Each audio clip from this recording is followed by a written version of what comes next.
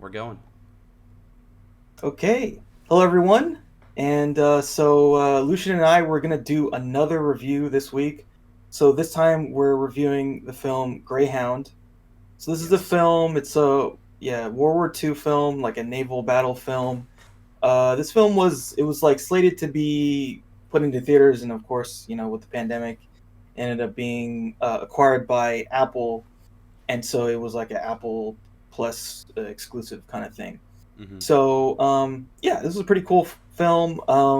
It's about these like lightweight warships in the North Atlantic in 1942, and so they are tasked with uh, convoying and escorting these ships over to basically to Europe.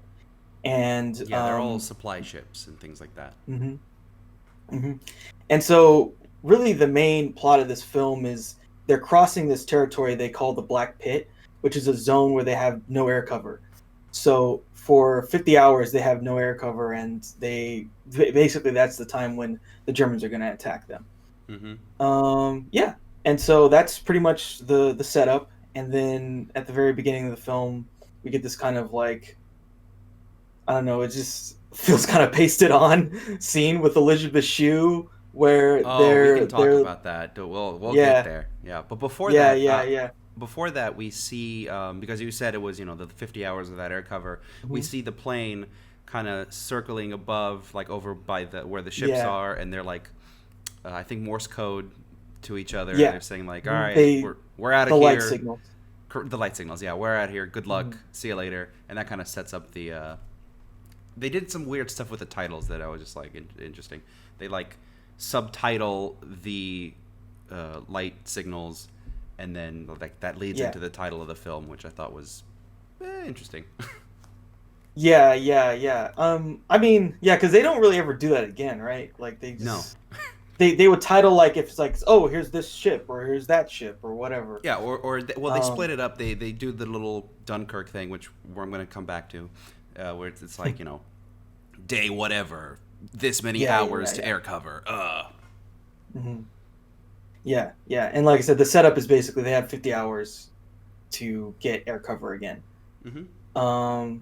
So that's like the setup, and then there's a scene where he meets with Evelyn, it's played by Elisabeth Shue, and they like exchange gifts over Christmas. Mm-hmm. And he like kind of proposes to her, and but In a she's weird like, way. no. He's kind of like, okay, so the character really can't handle a lot of situations. Mm-hmm. Like he's very competent, but at the same time, like the big thing for him is like there's all these situations that happen, and this is going to be his first command, so he's like a little bit nervous and flustered, Mm-hmm. where he kind of like freezes up and he's like, oh, I don't know what to do. Mm-hmm. Yeah. So yeah, he kind of proposes to her. She's like, no. She kind of says like, oh, I won't, not until you come back or whatever, like Yeah. basically after the war. Yeah. Basically. Um, Probably because hey, I mean, he could die, right? Yeah. He could get sunk. Yeah. So that happens, and just a bit about the cast. So yeah, there's Elizabeth Shue, there's Tom Hanks, and there's Stephen Graham, who's Mm-hmm. been in a lot of stuff. Like I think he was in Boardwalk Empire. He played Al Capone. Mm-hmm. He was in The Irishman Yep. recently. He's been in a lot of stuff. Yeah. So yeah, everyone else though is like, at least as far as I know, I didn't know any of the other actors, which was I recognized a few, which Mhm. were kind of silly, but they're like mostly like weird art house indie guys. yeah, which Um, I think was a good choice. I def- think they all completely blend into the background. It's wonderful. yeah, yeah. So you don't think like, oh, hey, that's whoever. It's just Yeah. they all look like soldiers. Exactly. They Yeah. all They look did a good like job. random replaceable people. Mm-hmm. Yeah. So like I said, this is his first command, and he's just put into. You can tell that he's kind of nervous dealing with these situations, is like having to make all these decisions. So one of the first things is, I guess, there was like a fight. Two guys got into a fight, and then he has to discipline them, and he he kind of doesn't discipline them, right? Yeah. I thought that was interesting because the other thing to note is that the movie's really short. So for a movie like this that has X amount of budget, that is like massive special effects, the movie's only an hour and a half, which is shorter than even the ones from the '90s, right?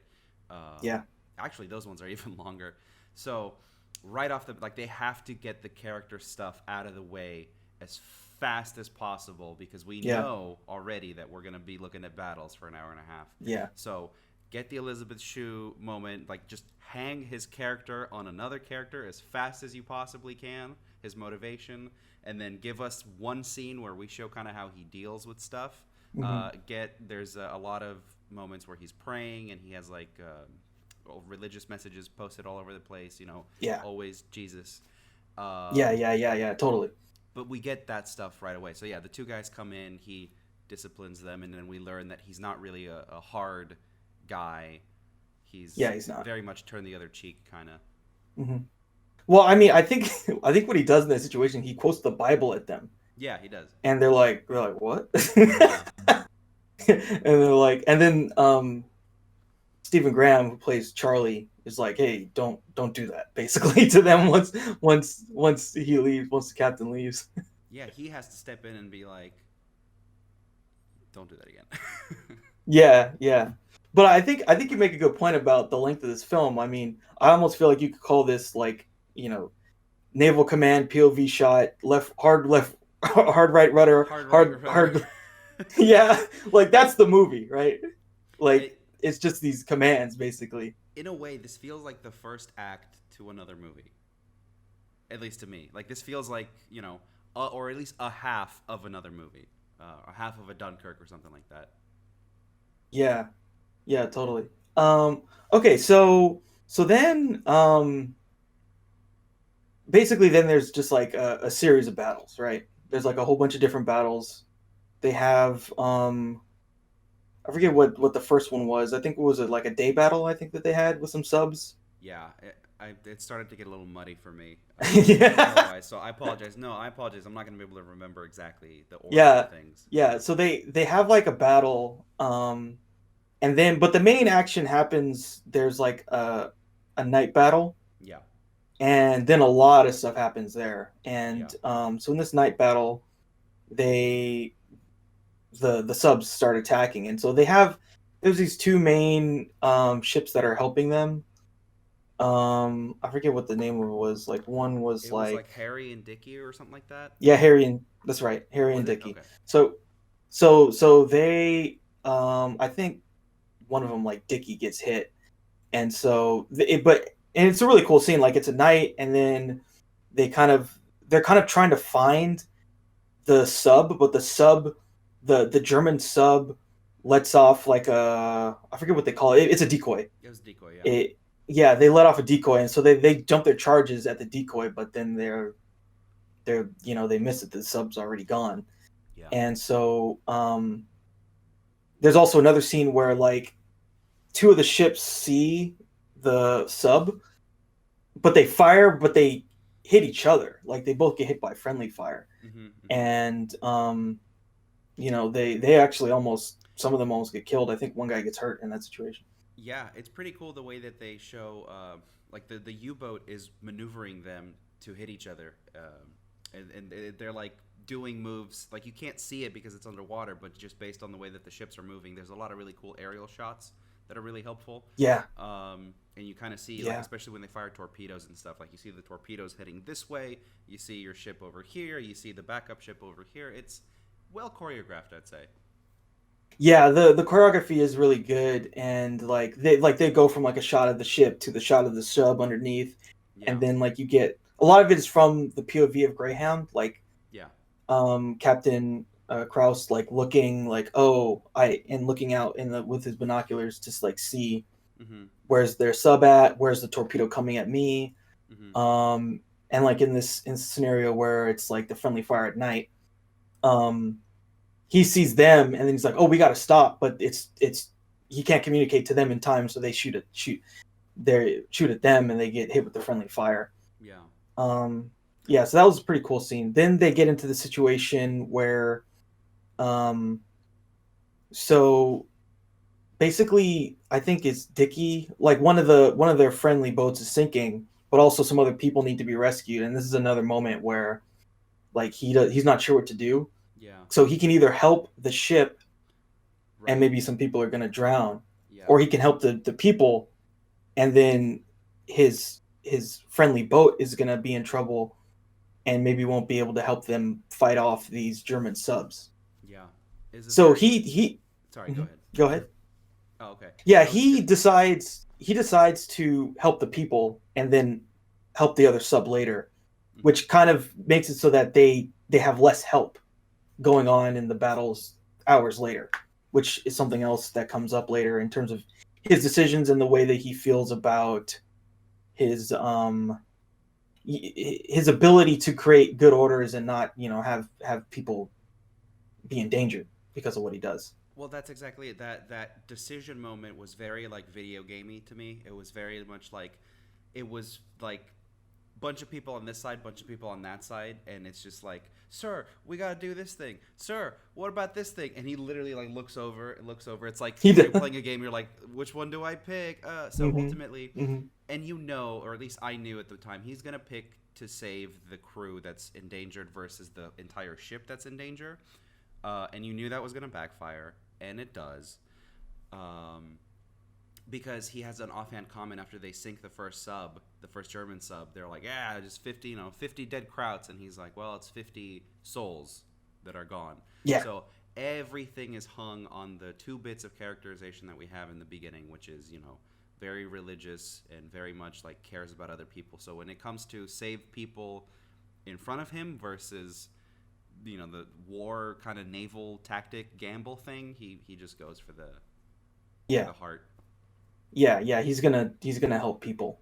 Yeah.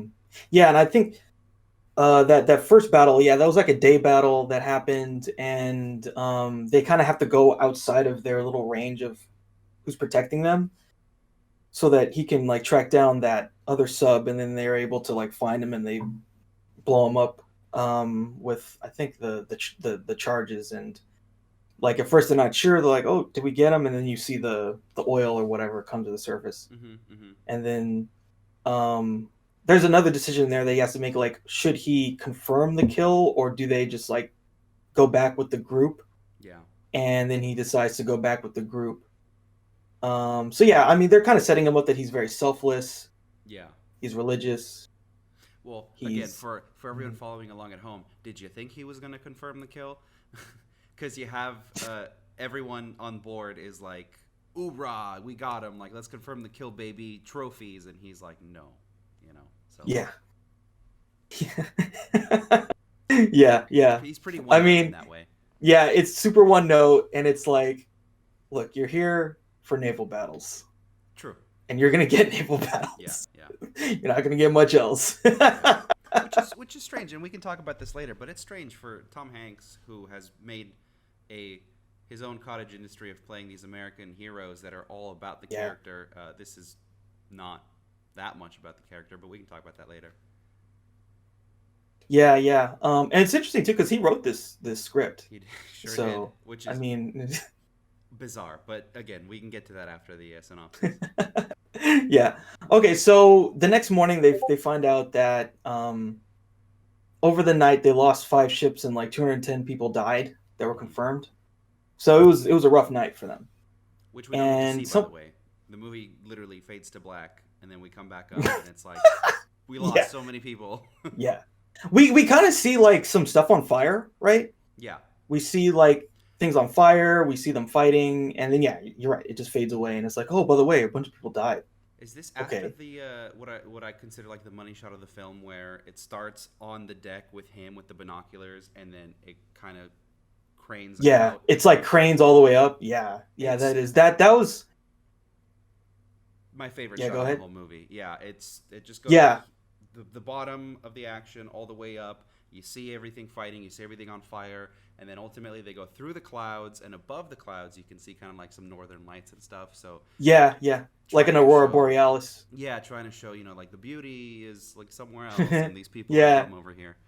Yeah, yeah, these little humans They're just fighting their little dumb assholes. Yeah.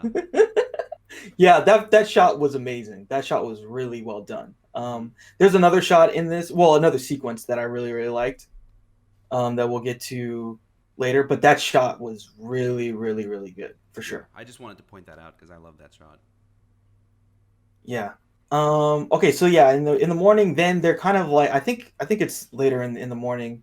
Um, I forget. Do you remember when like the people? So some people they get hit and then some people die. I forget if that was that That was night or if later. it was in the It was yeah. well, it was after this. After it fades to black. After that, and then we come back to the day. I think it was during the day. Was it? Yeah, during the day, I think Yeah. they have to. Um, so basically, he's concerned about their ability to make it the rest of the time because they don't have enough support, and there's still like two or three German subs out there, and so he's talking with Charlie about basically calling for help. Mm-hmm. And so, and again, this is another decision point for him. Yeah. Do I do it or do I not? Because if you do it and maybe it gets intercepted, and if it gets intercepted, then the Germans are just going to attack you. But maybe if you don't do it and the Germans attack anyway, and you don't get the cover quick enough, Yeah. they could all, wind up dying or whatever. So in the end, they kind of have this, funny discussion like, oh, should we say help needed urgently? And then he's They're like, trying to well, pare it down to the least yeah. amount of letters so that it can't be the deciphered or the intercepted. least amount is like, well, if we're calling for help, it's obviously urgent, and if we say it help, we don't need to say anything else. Just say Yeah. help. It's not help Yeah. needed, just help. Yeah. So they decide, yes, okay, we're gonna ask for help. They call for help, and then they get a message like that the help is gonna come. And so basically, they kind of have to survive one more battle. Mm-hmm. Um, I forget when, but there's another either like a battle or like a pre-battle. Um, and one of my favorite things that happened in the film was like there's a scene where the German sub comes up, and the sub is so close to their ship that they can't even shoot at it. Their guns can't get low enough. Yes. And Yes. so they're trying to shoot the sub, but the sub is just too close, and so then it gets across. And then I think it's Dickie. Dickie is also shooting at the ship, but they don't want to. This is a daytime, so they don't want to shoot Dickie. So they're waiting for Dickie to clear Mm-hmm. so they can shoot the sub. And so then finally, when Dickie gets out of the way, they blast the They blast it. sub, and then they destroy it.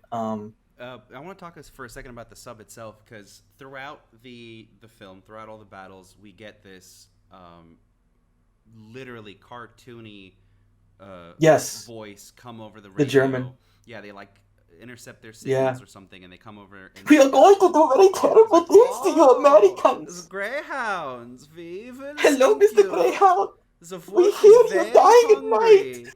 Yeah, it's really, really stupid shit. We're But I going to do understand why very it's there. naughty things to you, you Americans. Yeah, I understand why it's there, but so they pepper that throughout the film, and that goes along with the fact that the sub is very sneaky. So like before, they made them shoot at each other. They're firing decoys, this and that, and so during this scene that you're mentioning, kind of their last stand, they're coming up close so that they can't fire at them, so that they fire at each other. So very sneaky Germans, basically, is what this is trying to set up, and I think it worked out. It's just the voice is, oh my god. It was like cringe It was inducing. comical. Yeah, it was comical. Like But, it's like, so there's no way if that was real, because this is based on a book. Obviously, this is based on real events. If that was real and the Germans did come through and said those words, okay, fine. But I have a hard time believing that that happened and they would just be that silly about it. not like that. Yeah. Not like that. Oh, you Americans, you have no idea what we're going to do to you. Exactly. Yeah, I don't. Yeah, but anyway, so that is a thing that happens in the movie. Yeah, that was hilarious. Yeah. That was hilariously bad. Yeah. Yeah. So okay, yeah, and so then in one of these battles, like their ship gets hit, and some people die. So this was another thing that kind of comes up. So the captain is like really bad with names. Mm-hmm. Um, So like throughout the film, and then there's another thing, like he never has a spare second. He's always like Yeah. trying to like, oh my god, something happened. So like there's this motif of this guy. He keeps trying to give him food. This black guy. Yeah. And so he'll give him the food and he'll like drink the coffee and then it's like, oh my god, the Germans! And then he'll run and he runs to the deck and then he's like on the binoculars. So this guy who was serving him food dies, and so then they have this big ceremony to, just let the people off to see who died. Yeah. And so they have this thing where 3 people died and they shoot the guns and they wrap them in the flag and then they dump them into the water. Yeah. And that was pretty cool. Then later on, so someone else brings him food, this different guy, and then he calls him by the name of the guy who died. Yeah. And so you kind of get the sense that he's bad with names, but he also like he'll remember the last person, but he doesn't remember the current person. So it's almost like he can't really remember the people who died under his watch. Oh, that is not at all what I got from that. That is the opposite of what I got from that. No, I thought it was just he was attached to this guy in particular because this was the guy that was helping him, and without asking, he would show up like, "I got you a bacon sandwich, sir. Like, come on, you gotta eat." Like, this guy was really, really looking out for him, and because I think there's a scene early on where like they have a little bit of a back and forth. So I don't remember him forgetting anyone else's name throughout the movie. Is that he forgot a couple? There's a couple like this guy comes up to him and it's something. It's a kind of a throwaway scene. Right. No, it's like a stress thing. Like he gets flustered and he like can't say people's names correctly or whatever. Yeah. He said, "Oh, thank you, Miss Private Hannah." Yeah. It's like, "Oh, it's Shannon." "Oh, sorry." Goodbye. He does that. I think he does it maybe 2 or 3 times. He definitely forgets names. I'm not sure. I mean, my take, sort of, the implication was that he'll remember a person, but he can't. I don't know. It just felt like he couldn't distinguish like the person who had served with him, who he had known, who either got replaced or died. Mm-hmm.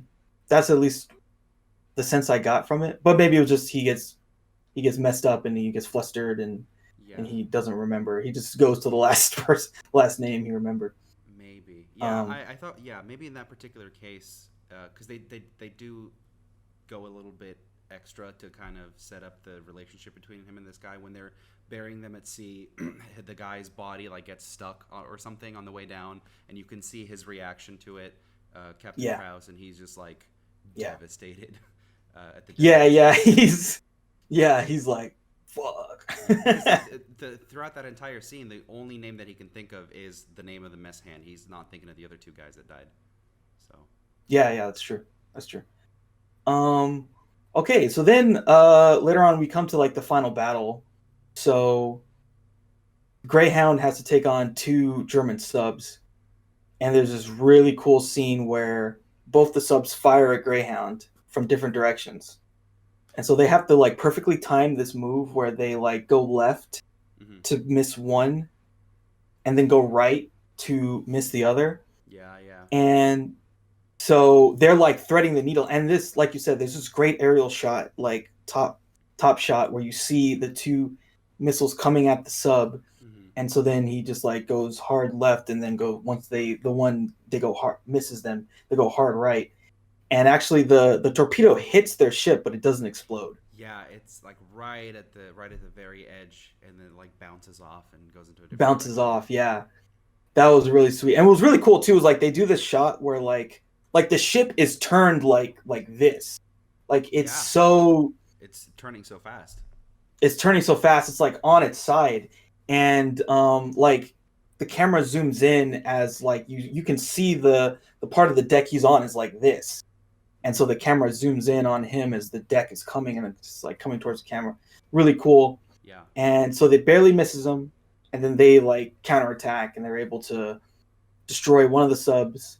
They pursue the second sub, and then their aerial cover comes, and a little bit of that Saving Private Ryan moment where the tank is advancing on them, and they're about to he's just like, well shit, here we go, and then of course something comes in at the last second and saves them. I mean, I think they were in a good enough position to, I think, be able to They probably could have stop them. I mean, there's some stuff where they talk about, so after the night battle, they're kind of low on munitions. He talks about, oh, we used all these depth charges on the decoy and blah blah blah blah. So we can maybe confer that they don't have enough weaponry maybe to really take them. Well, But yeah, you're right. It was another dig at his character too, because earlier on in the fight, he's like, deploy them all, and they were like, sir, it's not a good idea. He's just like, we have to do this, and then later the consequences of that is like, we don't have a full set anymore, sir. Remember, you told us to do all of them. He's like, of course, you're right. Carry on. Yeah, yeah, and again, like most of the stuff with his character, the captain's character, is that he's just constantly sort of second guessing his decisions. Mm-hmm. And I mean, every decision has a consequence, right? I mean, I guess that's sort of the thing that comes up here. And in the end they were able to make it.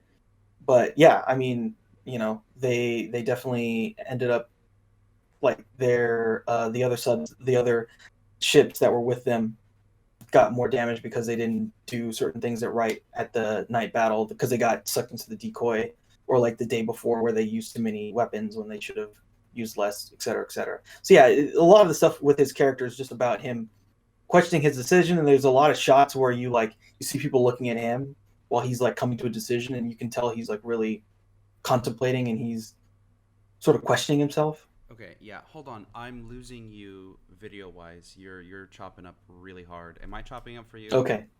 Yeah. I A little am? bit, yeah. Okay. Uh-huh. Let's try to Yeah. disconnect and reconnect into this. Okay. And I'll cut it out.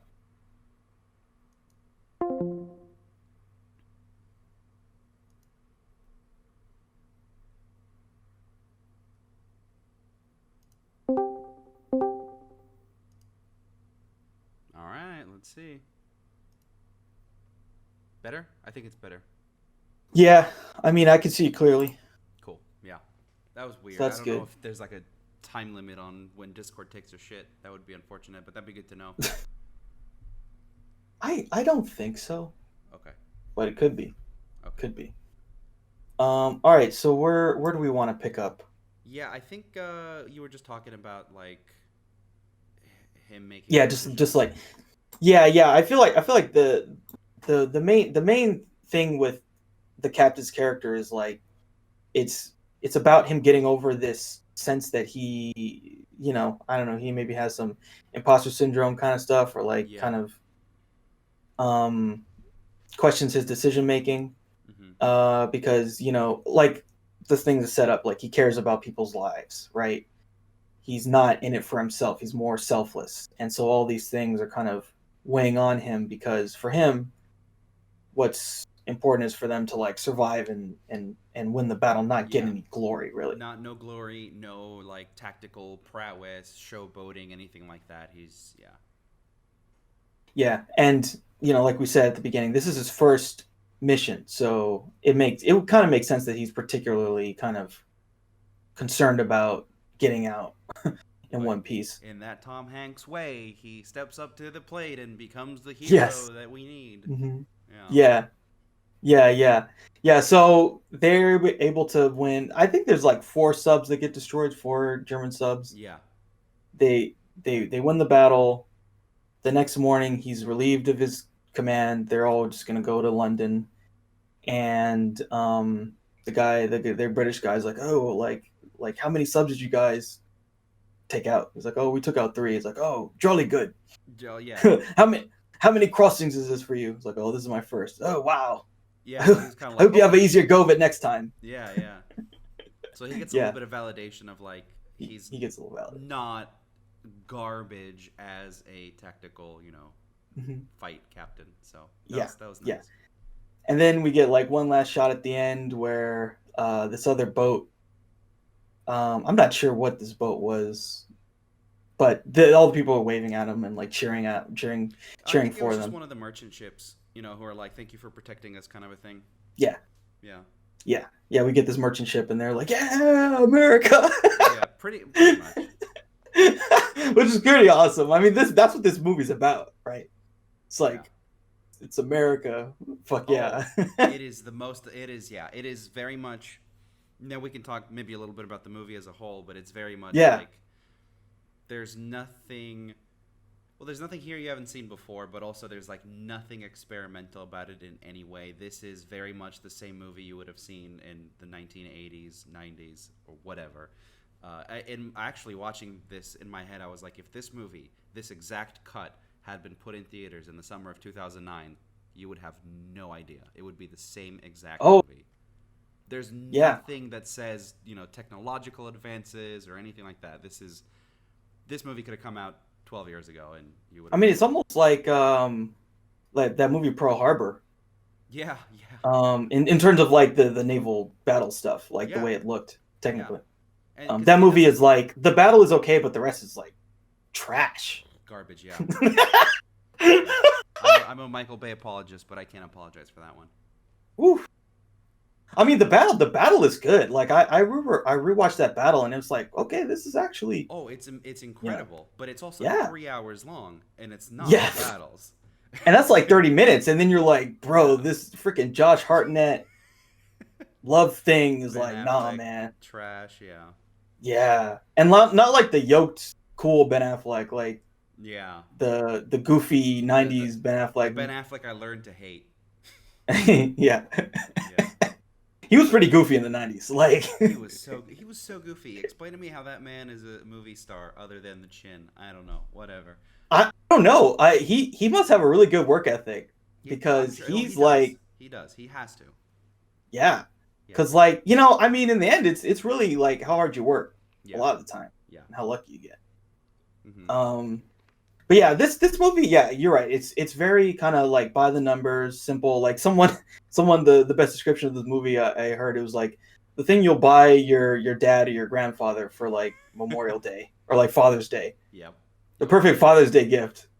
They'll watch you like, yeah, America. Back in my day. Yeah, because if you're not watching it on an occasion like that, there's really nothing to that. Like this is a nothing movie. Differently than like a Sully or Captain Phillips or something, because those have a lot more drama and a lot more character stuff. This movie really is nothing. I mean, it's naval combat. It's very competently made, but it is made to a script that is like it's just made to a formula that has been the same formula for 60 years or whatever.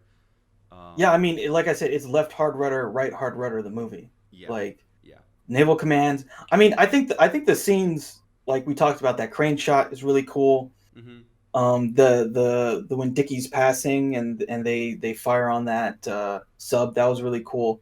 There's a lot of, and like I really like that sequence where like they got to dodge the two torpedoes. The torpedoes for sure, yeah. Yeah, that stuff was really cool. But yeah, beyond that, I mean, it's like the beginning. Have you seen The Raid, the first one? The Raid. No, I haven't seen the Raid movies. No. Yeah, so the Raid has the same setup as this movie, where it's like you get this scene, like 3 or 5 minutes of like, oh, by the way, this character has a wife or a dog, mm-hmm. or whatever. It's like, why should we care about this character living? Yeah. But it's set up for the genre thing, right? Yeah. In that sense, it's in that movie, it's like a crazy action movie. In this, it's naval battles. Yeah. But we're in it for the naval battles, right? Right. Yeah. But it's just a little cheesy that so many. The year is 2020, current year argument, and it's still the same identical setup that you've seen in your grandpa's movies. Which maybe that's why they did it that way. Maybe they knew that the demographic for this movie was just going to be grandpas. Although I did start to wonder about halfway through the movie, I was just like, how did this get greenlit? I mean, I understand Tom Hanks is a thing. He wanted to do this because if he didn't want to do this movie would not have been made, I don't think. Oh, yeah. Yeah, totally. Like, there's no reason for it to exist. I know that Hollywood likes to just, they see one success. They see Dunkirk, and they're like, fuck it, greenlight all of them. Midway, Dunkirk, Greyhound, let's go. Oh, freaking Midway. Whew. Yeah. Oh, Midway... You didn't like it? Midway is like it's sort of like Pearl Harbor without the the style. At least in Pearl Harbor, like that scene, that sequence where it's the Pearl Harbor attack. Yeah. That's something. That's something I can hold on to and be like, okay, this scene with Cuba Gooding Jr. on the guns, Yes. like Yes. I can kind of live for that. That kind of gives me a feeling. Mm-hmm. Midway, I kind of was like, I don't know. I feel nothing. Oh, okay. I liked it. I like Midway a lot. Yeah. I and that was Roland Emmerich Mm-hmm. who directed that. Mm-hmm. I like to call him the discount Michael Bay because he is. Yeah. He is very much the discount Michael Bay all the way through the 90s. Yeah.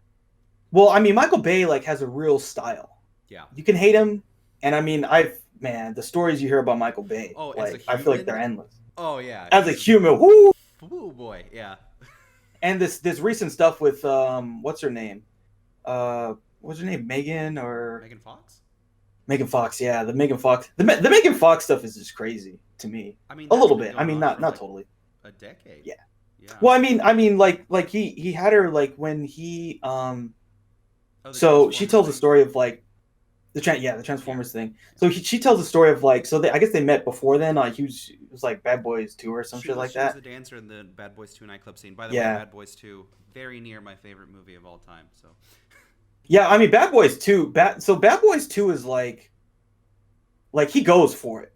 Like he goes for it. He's like, okay, I'm gonna do it, and like I forget where they go somewhere like Cuba or something like that. Cuba, and they go to Cuba and just blows up Cuba. I'm gonna blow up the whole freaking. In hour 2 of the movie, where we've Yeah. already blown up so many other things, like we don't need to go to Cuba right now. And then they're like, I'm gonna go to Cuba. Soy Cuba. I'm going to blow this island up. Yeah. Like that. World behind the scenes from that. Jesus Christ, man. Just Yeah, I mean, he just goes for it. Power Like of Hollywood, man. Yeah. Yeah. Oh, did you watch Six Underground? Did you watch that? I did. Man, that movie, I had to stop. Yeah. Because like I was like, okay, there's no plot. No. At least for me, there's no plot. There's no characters. There's like it was a music video that went on for 3 hours. Yes. Yeah. Yes, it's a freaking music video. Yeah. And I'm just like, dude. He was there was like this one scene. Yeah, there's this one scene with the French girl and they're on the bed and they're like making out or something. Yeah. I'm like, bro, I'm out. Like I'm all for goofy Michael Bay because I think Pain and Gain was really well done, but I think he was literally just sleeping through this one. I legitimately when Pain and Gain came out, I was like working in San Francisco. And so me and my colleagues, we were like, oh, let's go see a movie. And we're just like, so we went to the AMC in SF. We saw Pain and Gain. I swear to God, I don't think I've laughed that hard. Yeah. Like when I saw that movie, I was dying. Yeah. Dying laughing. Like it's so funny. And like that movie actually has an actual theme that is really kind of important and resonates. Like it's about like how the idea of the American dream can really fuck people up. And they're like, yeah, my American dream is I'm going to fucking rob this guy and take everything. And what's crazy is it works. Yeah. Like, it's so American. It's like, yeah, exactly. Dream of crazy stuff and then it works. And if they didn't get greedy, they would have gotten away with it. Yeah. But what I love in that movie, so there's a scene where like, so The Rock is hooked up on drugs. And they fucking like they're trying to get in with this porn guy, and there's this great scene where Marky Mark is like they're pitching this porn guy like a sex hotline in India, and so his pitch, so his pitch is like, okay, here's the reason why we should start a sex hotline in India. They have 1 billion people. That means there's 2 billion ears. Yeah. It was amazing. And the guy's like, no, I'm not gonna give you money. You guys a bunch of fucking idiots. Yeah. And then he gets like, bro, fuck you, bro. And then he like accidentally kills him, and like some weight's fall on his head. And then they have to kill his wife too. And then after they kill the wife, they cut her up. They cut her up by like. One of my favorite shots ever in all of movies is The Rock, or I think it was Marky Mark or The Rock with the severed hand on the barbecue. It's The Rock. He's just flipping it like. The Rock is high on coke. and he's in their front yard. He's in their front yard grilling this woman's hands Like it's a steak or something. It's so with good. a steak. Yeah. And he fucking waves at the neighbors Yeah. because they stole this dude's house, this rich dude's house. So they're up in this nice neighborhood, and he's in the front lawn grilling this person's head. Unbelievable. Very LA too, by the way. Yeah, yeah. Well, that's a South Florida movie. Oh, is it? And that's a South Florida. That's a Miami. It's a like. Hence Whew, the stupidity. crazy people. My apologies to LA. Yeah. Well, nothing. Nothing compares to Florida. No. Yeah. Nothing compares to Florida. It's a different dimension. Yeah, it is. Yeah. Okay. Anyway, so that was a fun sidetrack. The Michael Bay, the Bayverse. It goes to show, you can't talk about a movie with naval combat or an action movie, anything remotely tied to the 90s, without talking about Michael Bay. Yeah, I mean, yeah, his style is definitely influential. So yeah, this is not anywhere close to Michael. No. Yeah, this is like very, like you said, it's like very straight laced kind of movie. It felt, honestly, to me, it felt at times like discount Dunkirk. Because of the structure of it, and because it's constant. It's like go go go go. These guys don't have a second to breathe. Very much like Dunkirk, and I don't know. It just felt to me like that's kind of the blueprint that they were working off of. That combined with your grandpa's favorite '60s naval war movies. Yeah, yeah. I mean, and you asked like how does this movie get made? It's definitely Tom Hanks. Like 90% of it is Tom Hanks. Yeah, and. The thing about it is there's a market for this kind of stuff. Like there's tons of people that are, in their 50s or 60s, and they like Tom Hanks. They like the genre. They like America. Yeah. And this gives them everything they want. America wins in the end. Yeah. And these movies and there's some cool stuff. They'll be at the top of the rentals forever. Yeah. Okay, cool. So yeah, what would you say would be your rating for this film? Oof. It's hard because everything that it does competently. All of the fight scenes are great. Tom Hanks is great. All of the cast, like we talked about, everything is great. Good or, serviceable. But overall, it is, to me, a nothing movie. It serves no purpose. There are many other movies like it, which we'll talk about in a second. But it's good. It's well made. So it was a tough one, but I think I'll give it a 7. Yeah, that's fair. Might be on the high end, but I think it's a 7. Yeah, I give it a 7 too. I like this film because I respect that it's doing the cookie cutter blueprint thing. I think that's fine. I think it does it's not trying to be like something profound or it's not Saving Private Ryan kind of stuff. No. It's more of the less elevated version of that war movie. But it's just there for entertainment. It's there for Yay America. It's there for Tom Hanks in a war movie. And those things are, those things are good and fun. And they feel good. Yeah. So yeah, to me, I like this movie. I think I would give it a 7 as well. I think it doesn't try to do too much, but what it does do pretty well. I mean, the previous film we reviewed, there's really nothing that stands out to me about that film. Yeah. Like really at all, honestly. Yeah. With this film, the naval battles, that crane shot, the shot where that sequence where they're dodging the two torpedoes, yeah, and like waiting for Dickie to clear. All those things stand out to me as like being like, whoa, that's cool, and that feels kind of unique to me in the way that they shot and show those sequences. So at least that to me, there's something about this film that where I take away and say that's something that I think has been added to the film canon that is worth existing for. So yeah, so yeah, I think we both have feel about the same about the film. Yeah, I'd say.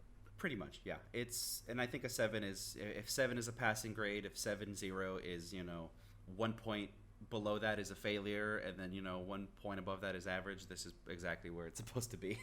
Yeah, I think that's exactly where it's supposed to be. Yeah. Exactly. I mean, it could have been more if they did different things with the script. I think if there was more character stuff there, Sure, of course, yeah. possibly.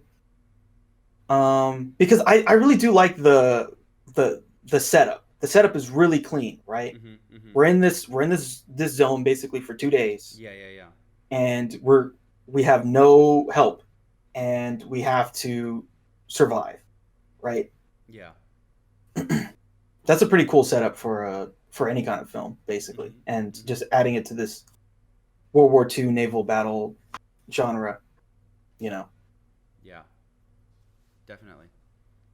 Okay, cool. So yeah, so now you have a list of like your five favorite like um what are we calling it? Like Honestly, so it's kind of hard because I was thinking about other movies like this, and there are yeah, many, many, overwhelmingly many submarine movies, but there's not too yeah. many movies from the other side or from like a destroyer or something like that. I don't know if that's because maybe there's not enough stories there, which I doubt that.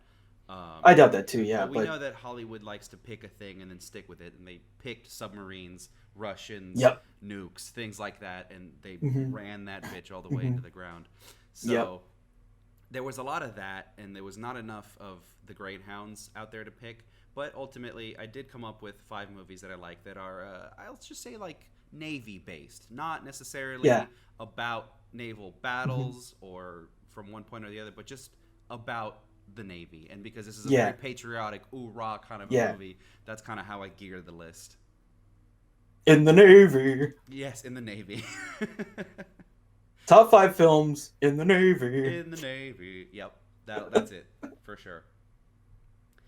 Okay, Um, cool. and So what's your number 5? it's very, oh man, we're getting into this shit now. Now, disclaimer for anybody who doesn't know, my top 5 favorite movies are usually garbage and or schlock because that's kind of what I really really like.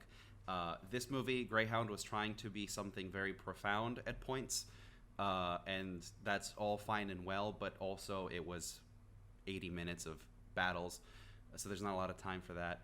It's Dunkirk is something else entirely.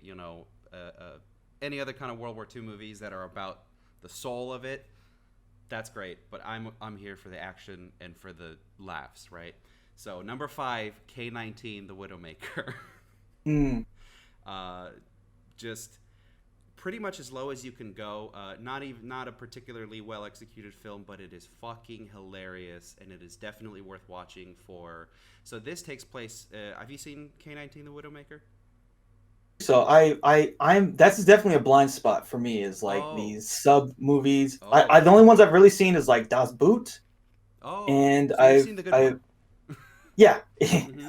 I've seen Das Boot. Yeah, I think I've seen a minute of the one with it was like U 571 Yeah, something the like the Matthew that. McConaughey one. Yeah, I've seen a minute of that, and I've seen The Hunt for Red October. Mm-hmm. About it. Mm-hmm. It's about it. Well, So let me take you on a journey then, because I don't think there's a single human being on this planet that has come up with this like cracked out eclectic list. So K-19 The Widowmaker is an early 2000s film.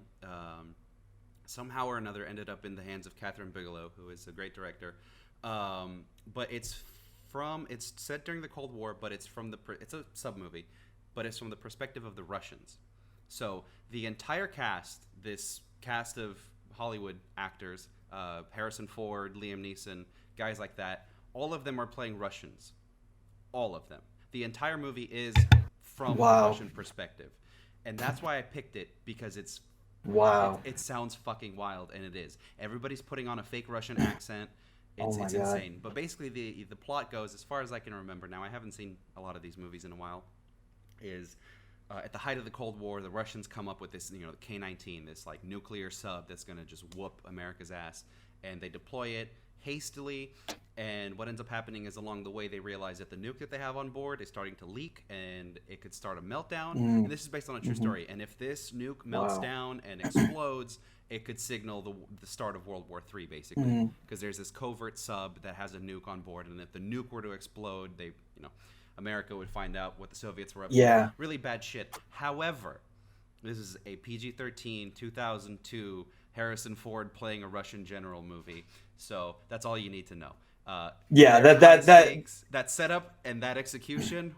yeah, yeah. I mean, and Catherine Bigelow's a good director too. Oh, phenomenal! So I don't know what mhm. the hell she ended up doing on this project, but I suspect sometimes it's like here's the actors, here's the budget, and sometimes you just gotta say yes. I think that's what it ended up having to be. Yeah. Yeah, yeah. I mean, if I could direct like Harrison Ford doing just about anything, like I feel like that's a career mover. So Yeah, for sure. And now the film did bomb, and it was very much a career setback for pretty much everybody except for yeah, the stars, yeah, because Harrison Ford is like bulletproof basically. But yeah. He's definitely bulletproof. yeah, but that was a massive failure. But it's fun if you want to go back and you want to watch it and you want to hear them. You want to hear Harrison Ford do a Russian accent for 2 hours. It's fucking Oh fun. my god. It is great. It's worth a Yeah. watch. Wow.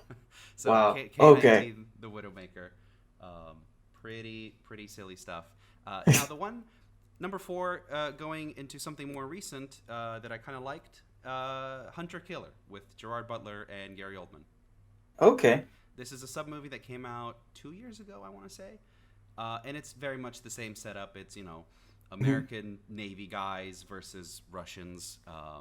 Not a lot to say, but like you were talking about, like how Greyhound has a couple memorable moments with like the torpedoes or whatever, some of the maneuvering stuff. Hunter Killer is very much that. Like you're not going to remember the story because I don't remember the story. Um, sorry, but it has a Yeah. couple good action sequences. Gerard Butler has, he's the captain of the sub and he has a family, yada yada, something Yeah. He's something. doing the Gerard Butler thing. Exactly, yeah. I mean, Gerard Butler is basically a genre at this point.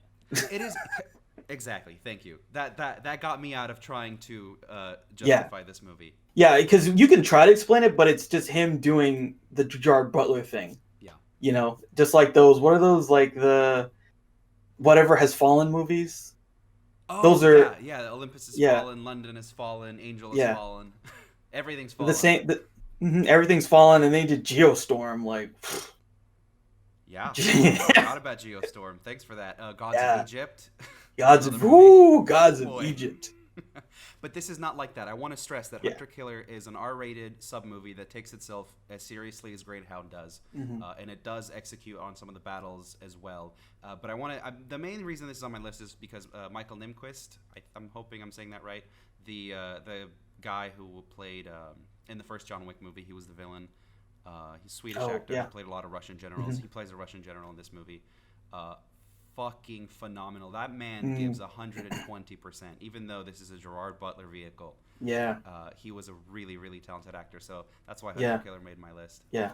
That's cool. I've definitely heard about that film, and I've heard a lot of people say like that's one of the really good Gerard Butler films Yeah, it's up of there. It's recent years. definitely it has like if Gods of Egypt is a 1, this is this is at least like a 6 or a 7. So I feel like the problem with Gods of Egypt is like 90% is the casting. yeah, The concept is like kind of cool, but like the casting, it's like, dude, why are these Egyptians all like white European dudes? Like what?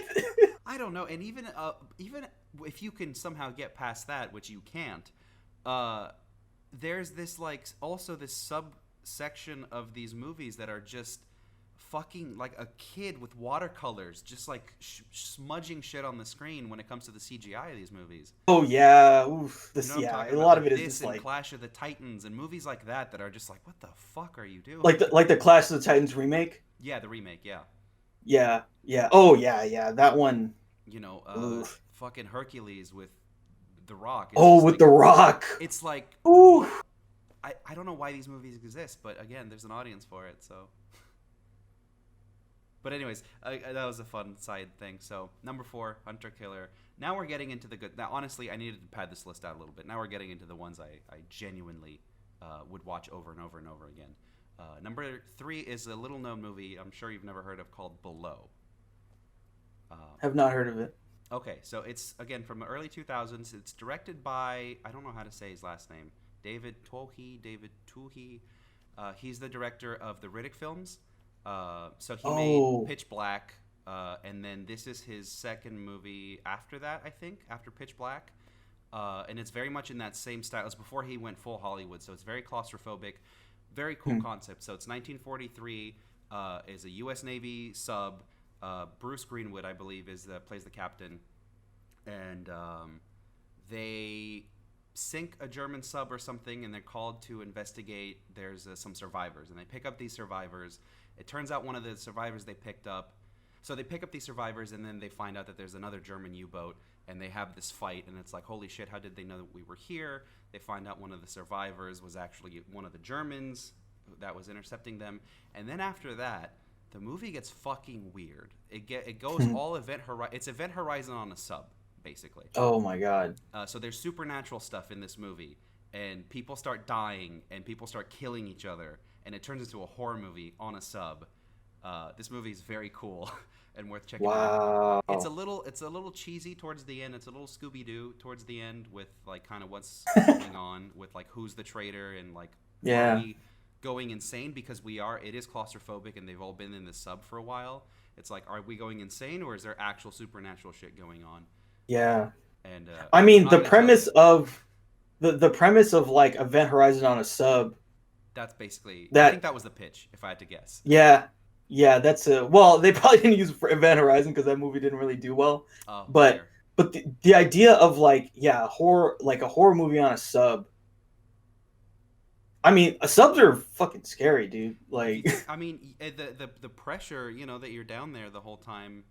Sometimes they don't go up for air for months. It's like it's insane. yeah. I mean, the other thing too is like when they go deeper, that you can hear the whole The like whole thing, yeah, creaking. I yeah. don't know if I can handle that. I exactly, and that's what this movie really nails is that sense of Yeah. like we already know that you're losing your mind down here, but like what if you're stuck down here, with a supernatural presence or something? So very cool idea for a Yeah. movie. It falters a bit at the end, but I think it's very much worth watching. Below. Yeah, that director, he's a great genre guy. I think Hmm. Pitch Black is really good. Like Riddick is one of my favorite characters of the last like 20 years. Oh, I'm Like so he's such a happy to hear you say that because yeah. I know a lot of people who just saw the Chronicles of Riddick and they're like, you know, Well, the Chronicles of Riddick was trying to do too many things. they're trying to set up I the fucking universe.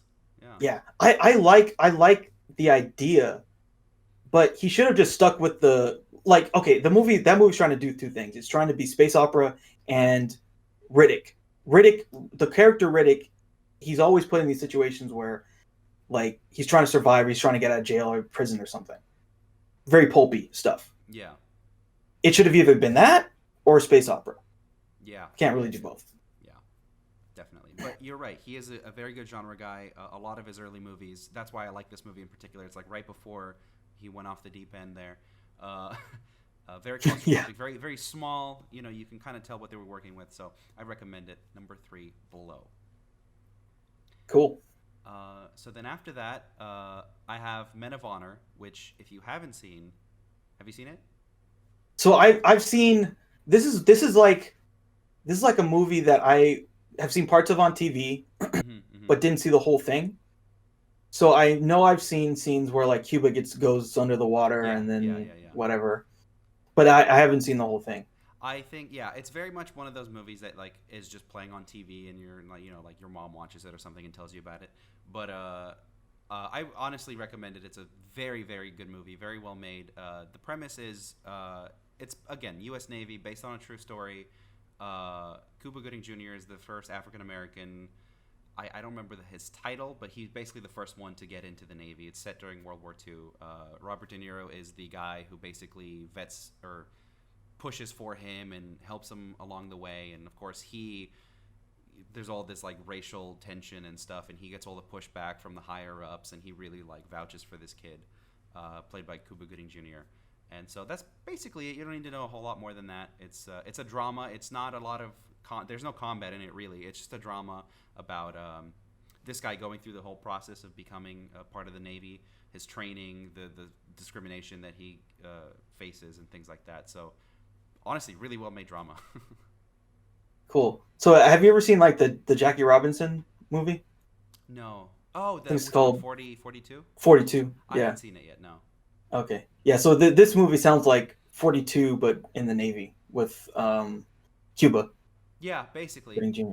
Yeah, it's. I mean, I haven't seen 42, but I would imagine they just looked at this and they said, "Hey, let's do one of these."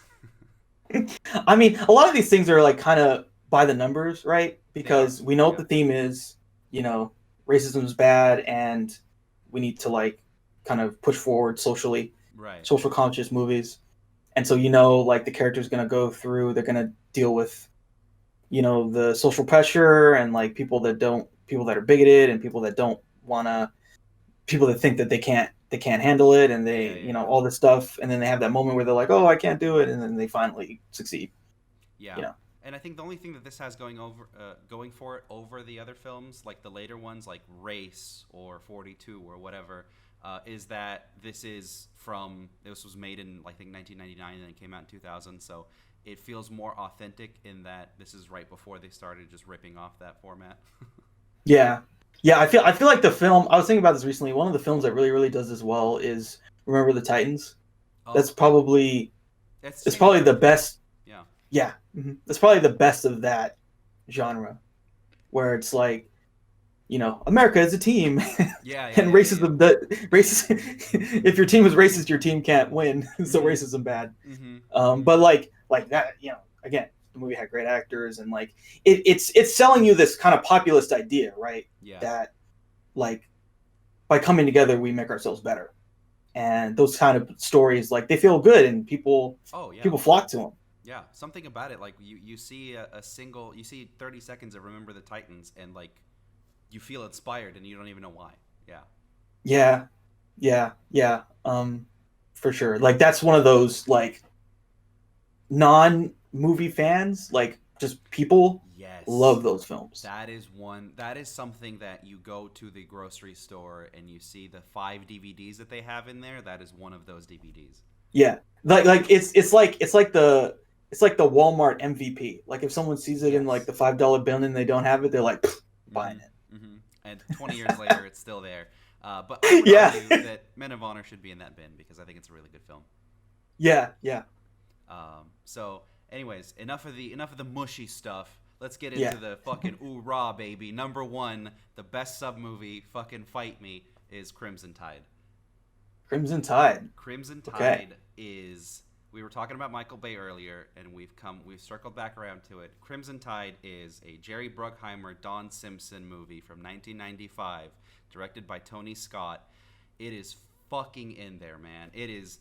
You have Tony Scott, who basically creates the Jerry Bruckheimer picture with Top Gun and then Days of Thunder, and they teamed up again, and they got Tony Scott's favorite regular, Denzel Washington, going up against the Hackman, Gene Hackman. So basically, again, U.S. sub movie, U.S. Navy. Gene Hackman's the captain, and he's a hot-headed, old-timey. Denzel Washington is this new, educated. He's the newness, basically, and they butt heads, and then ultimately they lose comms with, they lose communications with whoever is giving them orders, and Gene Hackman has to make a decision, and his decision is impulsive, and he's like, I'm going to fucking sink these people, and Denzel Washington's like, we shouldn't do that, and so Denzel Washington stages a mutiny on the sub just to get this guy to, like, not go forward with his plan. He doesn't actually want to cause a mutiny, but he's doing it as a way to distract, and it's fucking crazy. If you can picture in your head, all of those Bruckheimer movies from the 90s, if you can picture a single Tony Scott movie, you can imagine what this is like.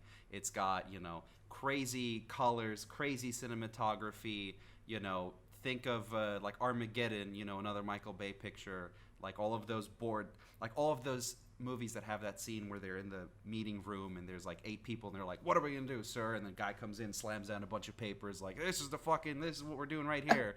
Like, it's that movie.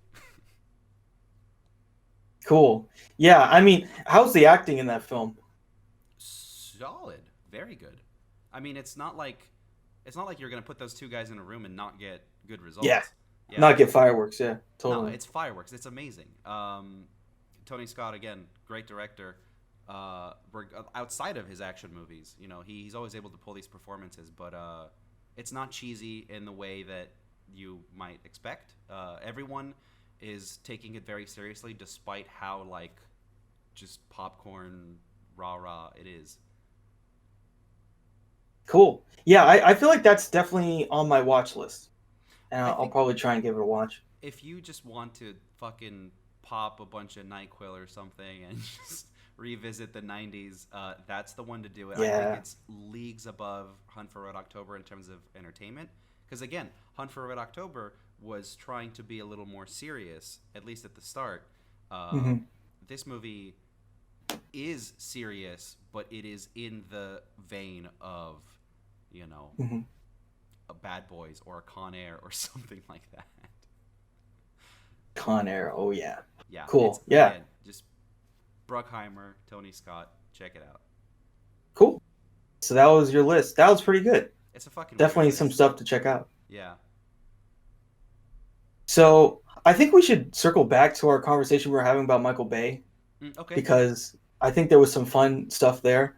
So what I was talking about before, so Michael Bay, so okay, so I guess we should start with like what's this whole thing that's happening with him and Megan Fox. Okay. So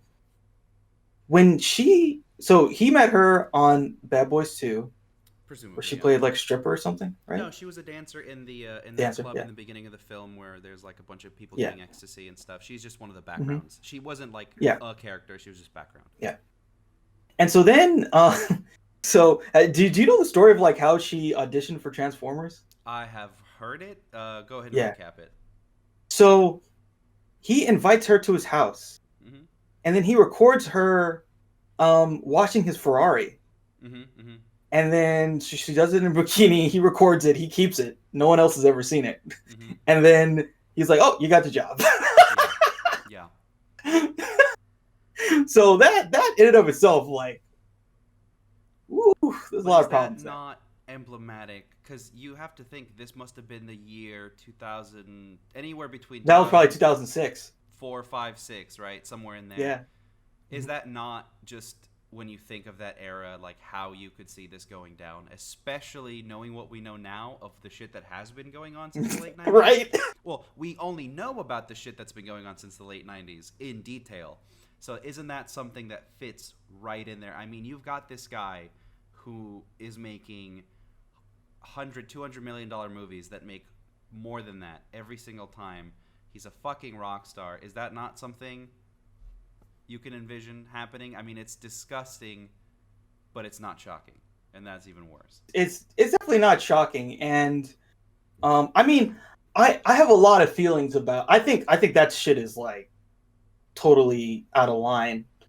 It's so far out of line that I can't even begin to. I can only make fun of it because I can't deal with it. Yeah. I mean, the thing is, you know, that shit's bad. And then the onset behavior is also like I've heard so many stories about the onset behavior. Mhm. So I'm part of this group of screenwriters, and like it's headed by the guy who teaches at NYU, Mhm. and he knew a guy who like was like the script soup or something, someone who worked with Michael Bay a lot, Mhm. and like so this guy said Michael Bay was such an asshole on set that there were a bunch of people who wouldn't even talk to Michael Bay anymore. Like it'd be actors, like would be like if they had something to say to Michael Bay, they'd say it to this guy, and then this guy would relay it to Michael Bay. Right. And so then he was telling this story about on the film, The Island. Mhm. Okay, so on The Island, there was a part of this film where Ewan McGregor and Scarlett Johansson have to like make out, and it's supposed to be this intimate scene. I have heard things about this. Go ahead. Yeah. So Michael Bay comes in. They're gonna direct the scene. So he comes in to get the cameras rolling. He's like, "Okay, kiss, stop, kiss, stop. Okay, we're done." and then Ewan McGregor fucking flipped out. He flipped out. And he's like, that motherfucker does not say anything to me ever again. Wow.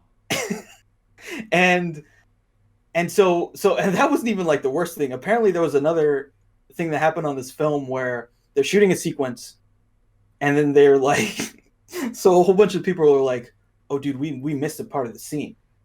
So when we edit it, we're not gonna be able to edit it together. And someone's gotta tell them.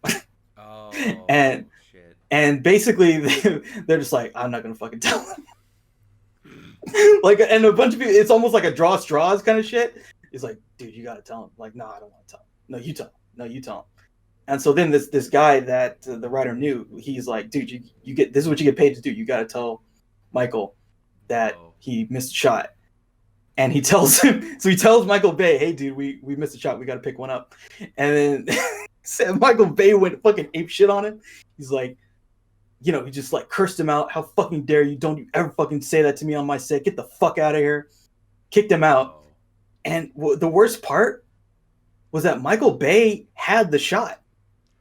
So they were all wrong and Michael Bay was right. I knew this is where this was fucking headed. Because here's the thing, all right? When you have a fucking maniac like this, and this ties into all of it, ties into him. All he has to do is he has to get Megan Fox to wash his car for 5 minutes while he records it. He knows, as disgusting as it is, he knows that's all he needs. He knows that's what he needs. Like, you know, when you talk to an actor, you get a sense of like you get a sense that like they would be right for a role. Yeah. He doesn't need to audition Megan Fox for her acting abilities for the film Transformers. He has the film Transformers in his head because he's already made 8 other films like it. He just needs to know what does she look like washing a car. What? Because yeah. That's one of the scenes, right? Exactly.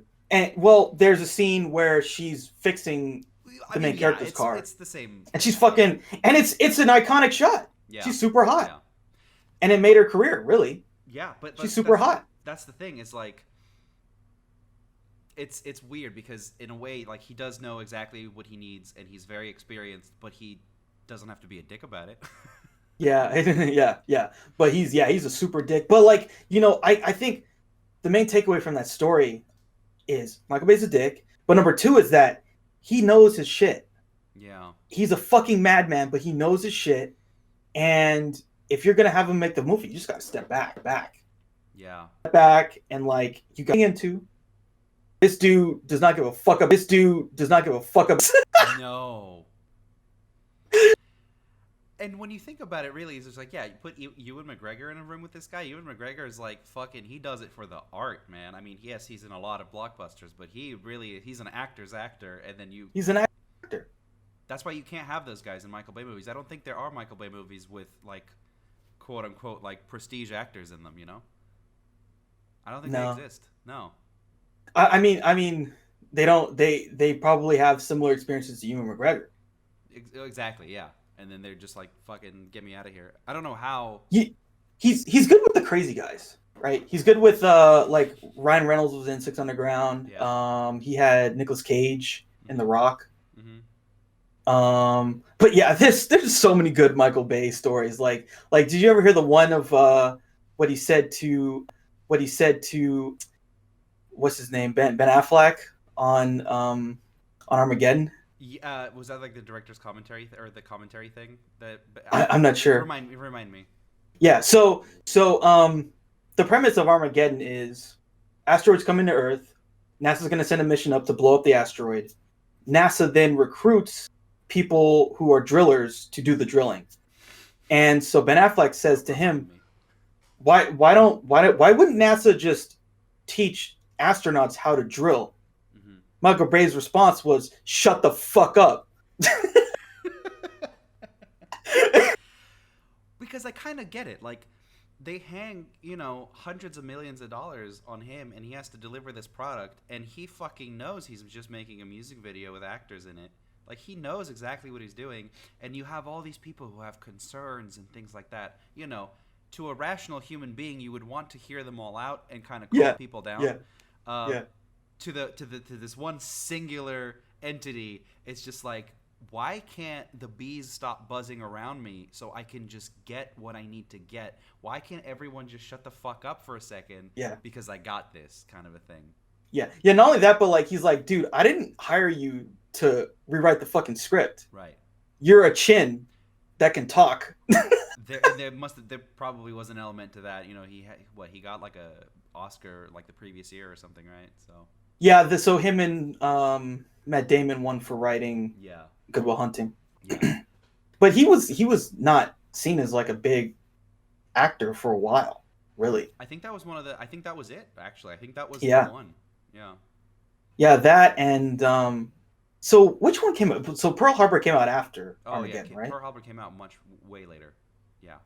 2000. Was it much later? What? 2000. Oh. Actually, 2000. Oh yeah, you're right. That was like 2004, right? It was later. Pearl It was Harbor? like 2001, 2 or 3. Yeah. I don't remember. Yeah. I forget when it. They're actually closer than you think. I mean, I don't know. It just shows like my other takeaway with the Megan Fox stuff is like, because she kind of got pseudo blacklisted after that because then she called him Hitler. She said, "Oh yeah, working with him was like working with Hitler," Which is funny because like that's funny. That is a funny comment to me. That is hella funny. Yeah. That is legitimately like, Yeah. and when you hear these stories, you realize like I can see where you're coming from because this dude. Could you imagine? Could you imagine like you go up to Michael Bay, hey, so what's my motivation in this? And he would just say to you, stick your fucking ass out. That's your motivation. Yeah, your motivation is you do exactly what I tell you, or you're fucking off the set. That's your motivation. So he's like, you can't talk to him. He's screaming at people all the time. I remember seeing a little bit of like the behind the scenes footage of like Transformers, and they kind of try to, you can kind of tell they're trying to fluff stuff up. But like the scene was the freeway scene where like the Transformer cuts through the, and he's like, I want to shoot now, fucking now. And he's just screaming. I'm like, whoa, dude, that's kind of intense. But that's how he is. He's just like that. Yeah. I watched B-roll of them shooting the freeway chase scene with the Ferrari in Bad Boys 2, and it was the same thing. It was just like everyone is just scrambling to do their fucking jobs. All the safety people, all the stunt people. He's just like, the camera guys are trying to reset. He's like, don't fucking move the camera. Just fucking point it right here. Get this shot right now before we move on, Yeah. I mean, but, like we worked on a film together for me, and I kind of, I wouldn't go that far, but you understand, like you only have so much time. Yeah. You only have so much time, and you're burning time. And if you just keep waiting, like in the end, you could miss a couple shots because there's this giant thing. Like the production is so big. That you gotta wrangle it and kind of especially back then. I mean, I don't know if budgets, unless you're a Marvel movie nowadays, I don't think anybody has the experience of like an inflated budget, like that in that way, Probably not.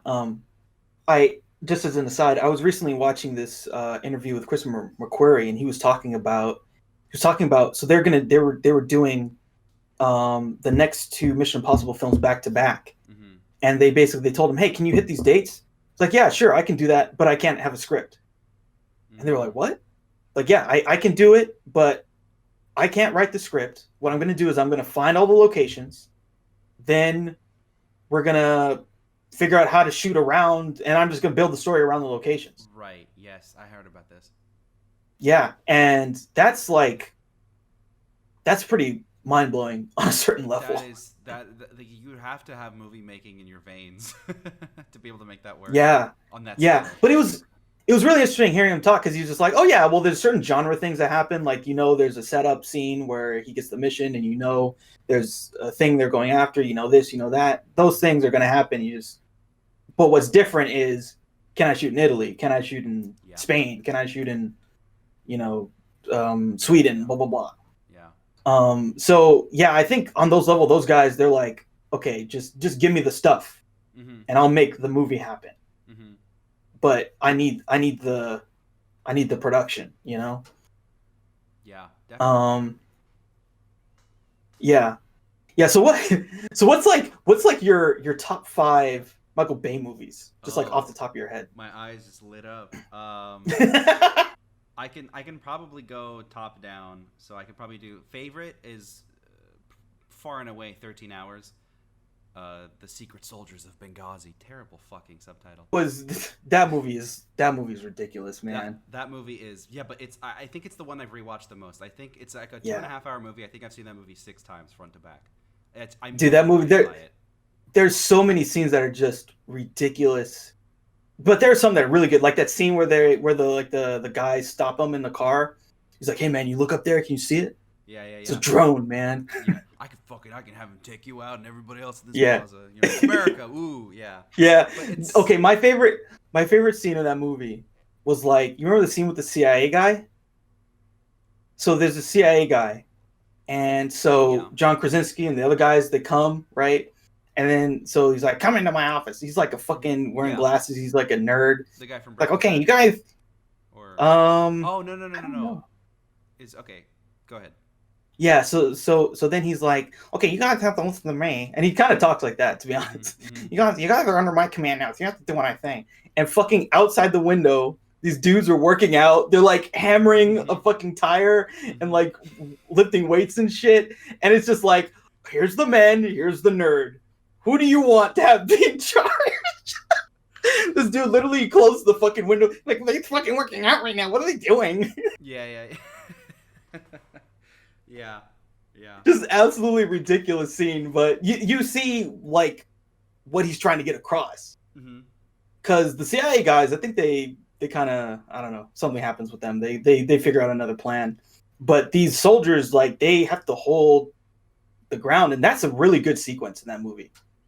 Yeah, I mean, which one in particular? Cause the one where the people come at their embassy or wherever they're at, and they have to fight them off. The actual scene of them holding the fort. Oh, the whole thing is incredible. The whole movie is about, like, you have these guys who are, like, obscenely capable, and they're all shot in the Megan Fox way of just, like, glistening abs and fucking, again, hammering tires and stuff in the Michael Bay way. So they're, like, over-the-top capable, and then it's juxtaposed with the nerd guy, the guy from Breaking Bad, who is like, you will respect my authority. I'm talking to command, and they're telling us we can't go in. And they're like, there's people dying over there. We fucking have the guys. We have the muscles. We have the guns. Like, just let us go in. So it's the whole movie, that's what it's about. It's about that power struggle, and I really enjoy that. Yeah, that's a good one. I think my number one, instinctively, I think I go to Transformers. Sure. Because I think that was a movie a lot of people didn't think was going to succeed, or they didn't know if it was going to work. Yeah. And in his own way, he made it work, and it became a huge franchise. Oh, it was at the huge. At the time, I remember, like, some people were saying, like, this is the most insane fucking thing I've ever seen. Like, this is the best thing I've ever seen. The way that it was, because I remember the trailers at the time, it was like a lot of Steven Spielberg, not too much Michael Bay in the advertisement, or maybe it was there, but I just remember seeing, like, Steven Spielberg's gonna give you a movie about Japanese robots and you're gonna fucking like it. And ultimately what we got was, like, a Michael Bay picture, which a lot of people, you know, because most of his stuff is, like, R-rated, or it's Pearl Harbor and it sucks. So a lot of people, maybe, you know, it had been a while since we had, like, a proper 3, 4, 5 act Michael Bay extravaganza. Yeah. I mean, it's a Michael Bay movie, and there's some really cool stuff. That scene on the freeway where the freaking Transformer cuts that bus in half. Mm-hmm. That shit is cool. The fight, was it downtown LA? I think there's a fight at the end in downtown LA. Yeah. Well, that goes on for like 45 minutes. Like, okay, if you've ever edited a movie before, if you've ever, like, worked on a movie, do you know how fucking hard it is to hit, like, 10 minutes sometimes with just the footage that you have? If you're trying to stretch out a story to 10 minutes, it could get pretty daunting. If you're making a short film or something. This dude's making 45-minute action scenes, and he has stuff left over for, like, 2 other movies. It's insane, man. Yeah. I don't know how he shoots. I don't know what he shoots, but it's insane. Dude, I think he just gets, like, multiple cameras, just like boom, boom, boom, boom, boom, and they just have tons of stuff happening. He also was, like, kind of the MTV school of editing, so it's really rapid fire cuts. Yeah. Yeah, that was probably be my number one, I think. Yeah. Yeah. Well, I guess the number 2 I would have to put, because I should have put it at number 1, but number 2 is going to have to be Bad Boys 2. I think Bad Boys 2, I like it more than 13 hours in general, but like for specifically for like if I go to someone I say, hey, this is Michael Bay, this is what he's about, I would say that's a better movie for sure than Bad Boys 2 to watch. But Bad Boys 2 for me personally, fucking chef's kiss. It's it's like it's the most ridiculous, over the top, amazing action movie. It's got that buddy cop thing that I really like. Yeah. And I think it's really the guys were at their peak. You know, Michael Bay was at the height of his powers for sure. Yeah, I mean, he blew up Cuba. Yeah, he blew up. Isn't there a scene where like the trucks are going down a hill and they're like there's these shanty towns, they're just destroying them? So they built the shanty town. They found the hill basically. They built all of the shanties, and then they fucking do it. They did it. They ran a Hummer through the shanties over and over and over again. So the thing I really love about like action movies is like that stuff is universal, right? Any human being, you show them a shanty town being destroyed by a Hummer, they're like, whoa. Yeah. Right? Yeah. Doesn't matter where they're from, they're gonna like have a reaction to it. They're gonna feel it. Yeah. And what I like about Bad Boys is just you already like the characters. You already like these two personalities. And so two in particular, like we have their characters built up, and so we don't have to do a whole lot with that. We have these two funny guys that we like. We have action stuff that our ape brain goes ooh at, like you were just saying. Yeah. It's just a perfect marriage. Yeah. I think so. For me, I think my number 2, I think it would have to be Armageddon. Okay. I really like Armageddon because I think he really makes the premise work, right? He like Stupid all those scenes. Premise. Stupid fucking premise. But like, I mean, that movie works. Somehow it works. Like they like all the stuff where they go into space. Yeah. The shit looks cool. Like you actually kind of care. But like, I mean, what's his name? Steve Buscemi in that movie. Like he's on another level, man. Yeah. Again, like when he's like on the bomb. Yeah, man. That 90s Bruckheimer sauce. Something about it. Yeah. But like the stuff. Movie, right? Who? Yeah, he is. He's fucking great. He's great in that movie. Yeah, so good. He's great in that movie. Does he survive? Yeah, no, I don't think so. I don't think anyone survives except Ben Affleck and fucking whoever else. Steve Buscemi lives. Bruce Willis dies, obviously, but like Bruce Willis, yeah, he blows. Yeah. Because remember, so there's a scene where the guys they get to the spot, mm-hmm. and the guy's drilling. It's the big fat white guy. Yes. And then, do you remember this scene? Vaguely. So then there's an explosion, and he flies off. He just. They're literally they have these massive trucks that they somehow fit on a fucking spaceship, and there's a gas explosion in space, mm-hmm. and he just flies off. He floats away. It's so good. Yeah. I forget. I kind of feel like Michael Clark Duncan lives in that movie. I don't know. I could be wrong. He might. I forget. It's been too long. I have to see if he lived. I kind of feel like he did live because him and Ben Affleck, I think, come with the second. The second wave. They come with the second. They come with the second truck. Yeah. And so then there's that weird standoff where they're like, "Oh, we got to use the nuke. We got to use the nuke." Mm-hmm. And I think Michael Clark Duncan was in that scene, but I don't know. I forget. Anyway. Yeah, it's a ridiculous movie. It's totally ridiculous. Written by J.J. Abrams, by the way. Yeah, just right from the start. It's just they what is it? They're like fucking bomb New York City or something. Oh my god, that scene at the beginning. So it's incredible. It's fucking Eddie Griffin. Eddie Griffin, that's what it was. Yeah. It's fucking Eddie Griffin and this giant Samoan guy. Mm-hmm. And so Eddie Griffin's dog he pisses on this dude's leg. He's like, "Hey man, what you don't piss on my leg?" And he's like, "Don't talk like that to Reggie, blah blah." Dude. And then some fucking asteroids hit him. Yeah. Oh. It's really perfectly emblematic of that time, of those movies. Yeah. I mean, dude, like these Jerry Bruckheimer movies, like they get all these weird, random, like black comedic actors. Like Dave Chappelle's in Con Air. Yeah, literally, like who was popular at the time? Who can we throw in for? Like we gotta have these like. Not even comic relief. Like, we just have to have a bit in there with these guys. Yeah. There's always got to be a bit. There's always got to be some kind of weird thing, Yeah. What was it? weird jokes. I think Jack Black was in what was he in Enemy of the State or something? It's whatever. Like I have a very comprehensive knowledge of that period. I just have to like de-rust on it. But yeah. The Bruckheimerism. The Bruckheimer stuff, man. Yeah. Crazy. All right, cool. What would be like your number 3? I think I'm gonna have to go with The Island. The Island is another one of those movies that I would be like, forget what you know about Michael Bay. Like this is just a really fucking cool story. Dude, I legitimately like The Island. I love that movie. Yeah. Like I remember seeing that movie in theaters and being like, this is fun. It was fun. I really actually cared about their two characters. It's fun, but it also has like a mystery. Like it has something driving the plot. Where like most of the time, his movies don't have anything driving the plot. Like I'm sorry, but a fucking asteroid is not gonna, like that's not gonna. Like I get it, it's there because it has to be there. But this has a mystery to it. Where it's like, what is the island? Like what is going on over there? Yeah, and if the premise could go anywhere, right? Mm-hmm. Is it a horror film? Like Lincoln Six Echo sees Michael Clark Duncan get dragged through and killed, and he's cut open. Scene. Yeah. Yeah, he's cut open, and then he wakes up, and he sees a bunch of this stuff happen, and that's a horror film. Yeah. Right? That's a horror film.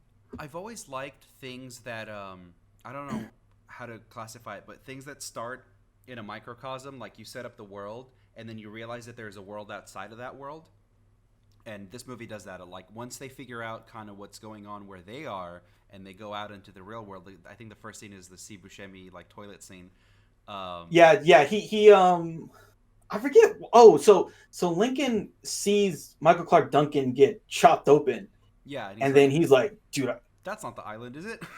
I got to get the fuck out of here. Yeah. So then he tells Scarlett Johansson. And I just love the whole little world they create for these people. Mm-hmm, mm-hmm. It's so kind of like it's like kind of cute, but also kind of like strange because they're naive adults. Yeah. Right. And so they're sort of deceived into believing these weird things, and so like them, we're confused about the world they're in. Yeah.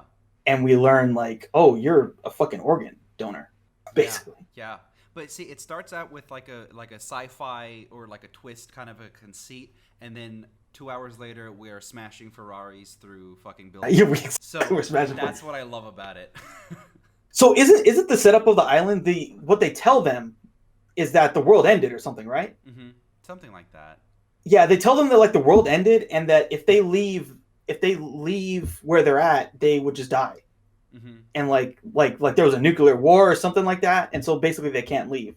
Yeah. And that's what they believe because they're basically like clones. Well, they're cloned, yeah. Or just yeah. And so they're all mentally the equivalent of like children. Yeah, this is a corporation that exists in the real world, but it starts us inside. Yeah, and that's what I like about it. So it's very like THX. Yeah. That George Lucas movie, like the kind of the way that they exist.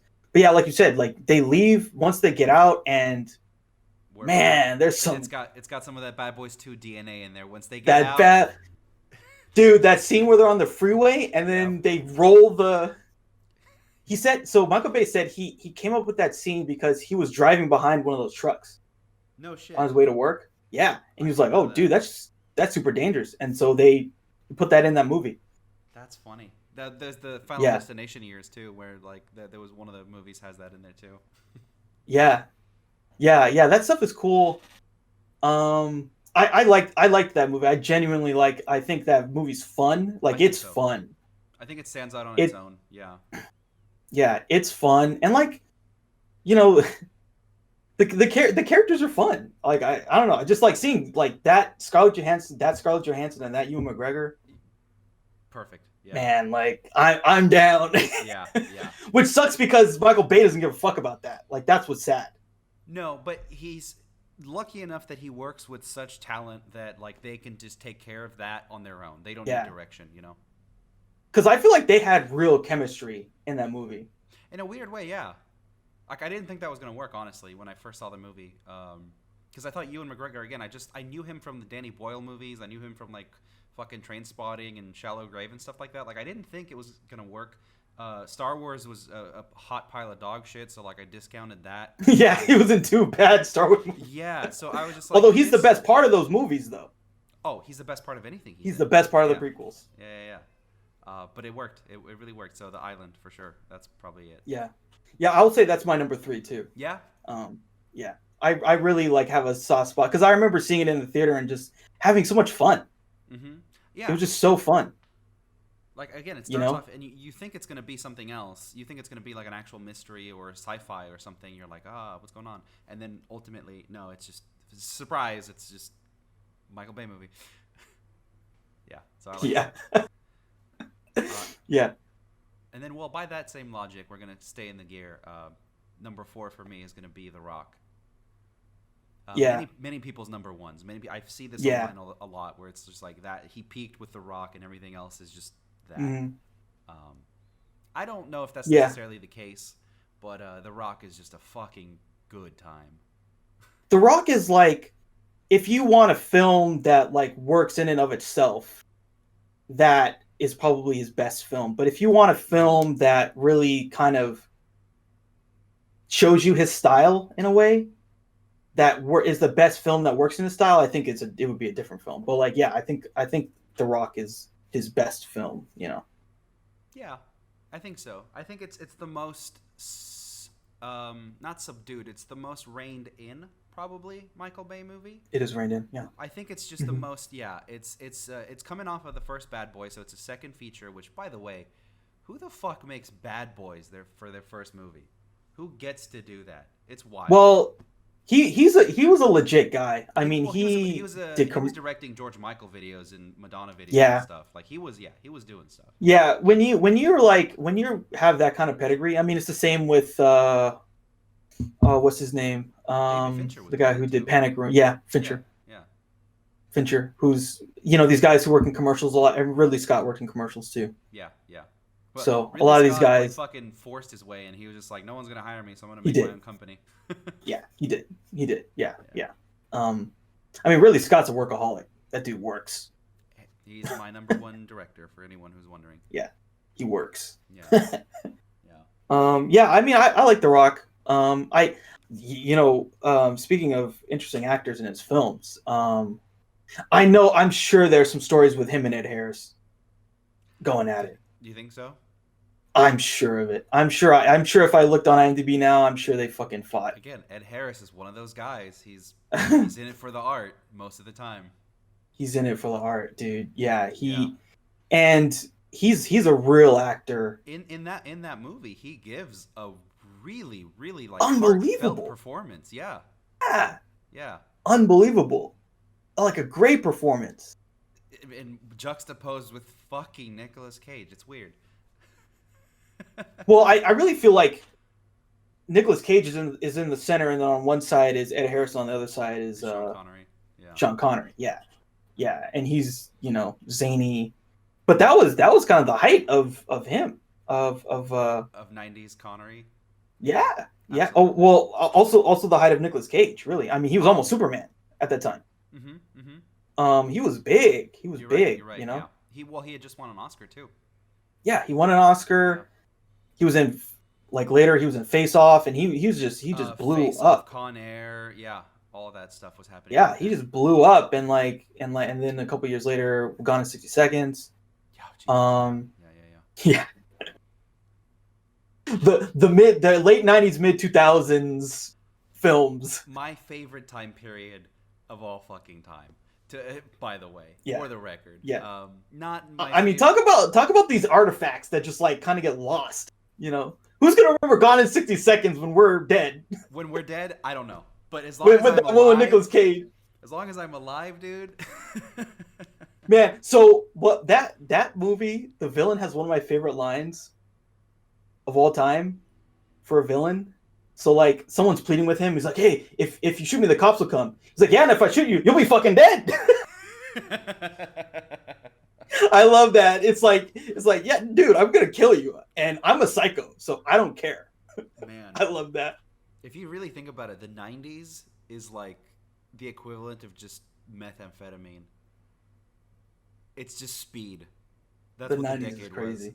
The other day I was watching a part of Men in Black, the first one, and like I just like Will Smith's like what he was wearing, these fucking high top fucking Nikes, and like this jumps. I was like, dude, because you know you look at the 80s and then you're like, oh, that's interesting, Right. and I was like, dude, that's we're gonna start seeing that in movies the same way we see the 80s very soon. Which is yeah, and I never thought that was gonna happen too. But like It's gonna happen. I've been rewatching a lot of stuff from like 2001, 2002, and I lived those times, and I remember Yeah.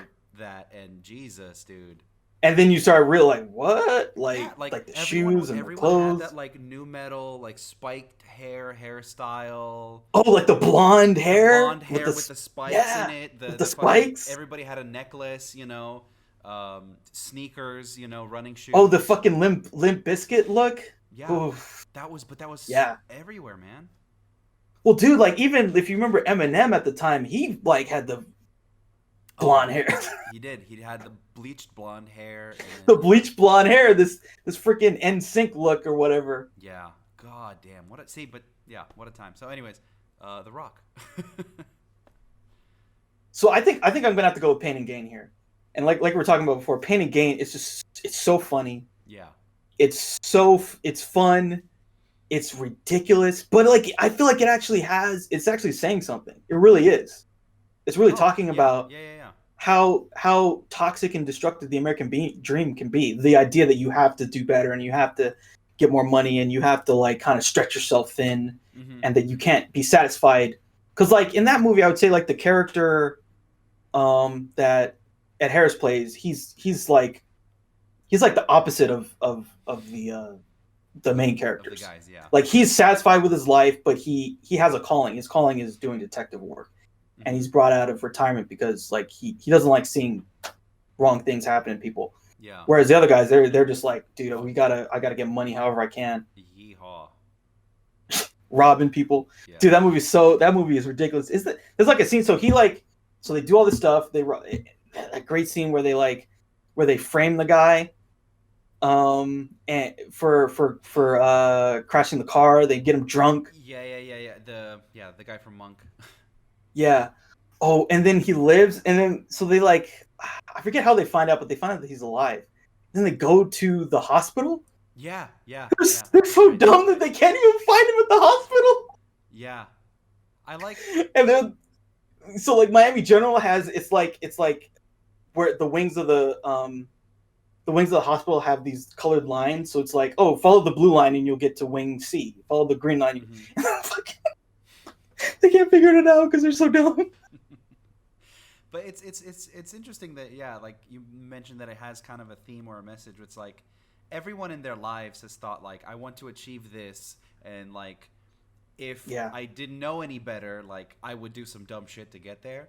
And this kind of provides that for people where it's just like, what if you went all the way with the just dumbest fucking plan you could come up with, just to get rich or to achieve some kind of thing that like is not even real, for the most part. Yeah. Yeah, this just like being unsatisfied, and it's really like about like how people can get corrupted by these things. Like there's the guy who owned the first gym.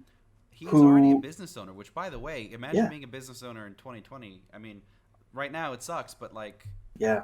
something to strive for, something honest. Yeah.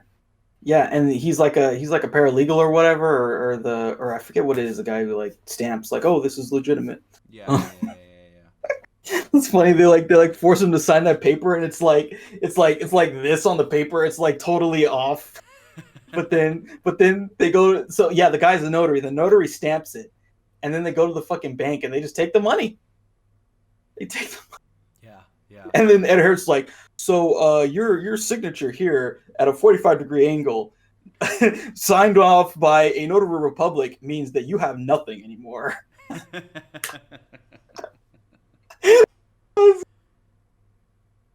And it's just like, how did no one not see that this is a problem? Yeah. How did no one like? Well, the story was set in the 90s, this. right? Yeah. There you go. There you go, man. And not only that, but in Florida, Yeah. whew, Mm-hmm. crazy stuff. Yeah. So are we at number 5 now? We are at number 5. Yeah. All right, cool. What's your number 5? Perusing it in my head, I think I'm gonna have to go. I have to include Transformers, the first one. I have to include Yeah. it. It's not my favorite movie of all time, but for the time and for what it made me feel, because I watched that movie a lot, for like Yeah. just the scope of it, of like it was during that era where like movies never ended. Like The Dark Knight has at least 3 logical ending points, and it just keeps going. It does, yeah. And going. And Yeah, going. it does. And Transformers does that too, where it's like, okay, cool, we've gotten to whatever, the Transformers are the good guys and we're friends with them, and then it just fucking goes on and on and on and on. So that scale, you've got, Bernie Mac has a fucking amazing scene in that movie. There's a Bernie lot Mac to know is about great. it. Yeah. Another, again, they find these black comedians and they put him in the movie. Yeah, you're right. Anthony Anderson's in that movie. Oh, I forgot. Yeah, there's like 3 different factions in that movie. Yeah, there's like the Anthony Anderson team, there's the John Turturro team, there's the fucking Shia LaBeouf team, and then they all come together to fight the fucking Transformers. It's a cool movie. Yeah. Yeah, and at the end, he's like a hacker or something, or I don't even know. Yeah. And then the feds pop in on him, and he's like runs out of the. Yeah, he's got his friend with him, who's just like playing video games or something, and the feds come in because he's like hacking into the. Because he's helping them to like decipher some shit because of the chick that's like an analyst or whatever. It's wild. I can't believe that movie worked. It is wild. Yeah, that's the perfect. It is wild, dude. But again, it's just you hand him in chaos and he makes something out of it. Yeah. Yeah. Okay, so the last movie I want to talk about, I'll just put it at 5, but it's probably not my 5. It's probably like my last. Like it would be the last Michael Bay movie I'd probably. Well, actually, 6 Underground. I think 6 Underground. I couldn't even finish that. Can but we anyway, just write that one off completely? Yeah. Dude, everyone, I could not finish it, dude. If anyone is bored and on Netflix and wants to watch something else. Yeah, I mean, I don't know, dude. Like I've seen films that's like 4 hours, no real narrative, and I could finish that. Yeah. But this film, I was like, dude, I can't do it. It's unhinged. He's completely unhinged, but there's no purpose to it. Kind of. Yeah. It's just stuff, and that's what. It's just stuff. Yeah. Yeah. It's just stuff, and it's just like gratuitous, and it's like, okay, I need out. Yeah. And then you find out that movie had like a $200 million budget. Yeah. Why? Make something else. It's ridiculous. Yeah. Okay, so I'm going to talk about Transformers: Dark of the Moon. Okay, sure. Okay. This film is terribly crazy. It is ridiculous. Yeah. And I remember the thing that really okay, so there's a sequence in this film, like somewhere in the middle, where the Transformers, like the Decepticons, start just fucking narking and killing humans. And there's a sequence where a bunch of Transformers are just killing. It's just Flash, kill somebody. Flash, dude's running. Thing jumps on him, kills him. Flash. Oh, I don't remember. Some other dude. Yeah, well, I'm pretty sure it was Dark of the Moon. That happened. I don't remember from any other Transformers, so it could be. Yeah. I believe so. Yeah, and so people are just like getting killed, and I'm like, what the fuck is going on? Like because it's not like it. You could tell that they needed to just throw something in there to like create sort of a bridge to what was going to happen later, and this was like the logical thing they were going to put in, but it made no sense, and it's just like, what the fuck is going on? The movie had 3 editors. Oh. 3 editors. Oh no. So to me, that tells me the first editor committed seppuku. He was like, I can't do it anymore. I'm done. The second editor ripped his eyeballs out, and he's like, I'm done. I can't do it anymore. And the third guy, he somehow made it. He somehow finished what was left of this film. This film is so crazy, so incomprehensible, just throwing stuff at the wall. I believe there's some good scenes in it. I believe there was a fight scene between Optimus Prime and like some other it's not a Decepticon, it's just like some other guy, and then they're like fucking fighting, and then Optimus Prime loses. They're like fighting in the woods, and they're like rolling down a hill. It's really cool. Mm-hmm. I think this is the one with the like very racially stereotypical Autobots. They're Yes, like yes, at the absolute height. the jive ass. Yes, yes, that was fucking annoying. That was annoying to me in the Literally beginning. two jive ass robots. Yeah, no, the jive. Yeah, you got the jive robots. Then you have like all of the little guys, right? The little squirmy dudes who are like all voiced by Tom Kenny or whatever. Yeah. Fucking annoying, man. So was that I forget, was that the one where there's the Chicago event Yeah, happened? yeah. With the That toppling sequence buildings and is stuff. good. Yeah, Hmm. That sequence was fucking good. yeah. That sequence was really fucking good. Mm-hmm. Because yeah, they show up in Chicago and it's a full They scale level alien Chicago. invasion. Yeah. Yeah, they level Chicago, and it's a good scene. Mm-hmm. It's a good scene, and like they're falling off a building, and it's like whoa, this is like an alien invasion movie, like for real. Except, now the thing is, I know it's a Transformers movie, but I don't remember a single frame of any of the Transformers in it. Like right now, I can't think of it. The only thing I can think of, there's a scene with Frances McDormand in like a U.S. holding facility thing where she's like, "We have the Transformers here. We have them under control." That's it. There's like Bumblebee and whatever. Yeah. But for the most part, I just remember the human stuff because it was so bad Yeah. that it stood out, I guess. Yeah, there was way too much human stuff in this movie. Yeah, that's all I way remember too from much. this movie. Yeah.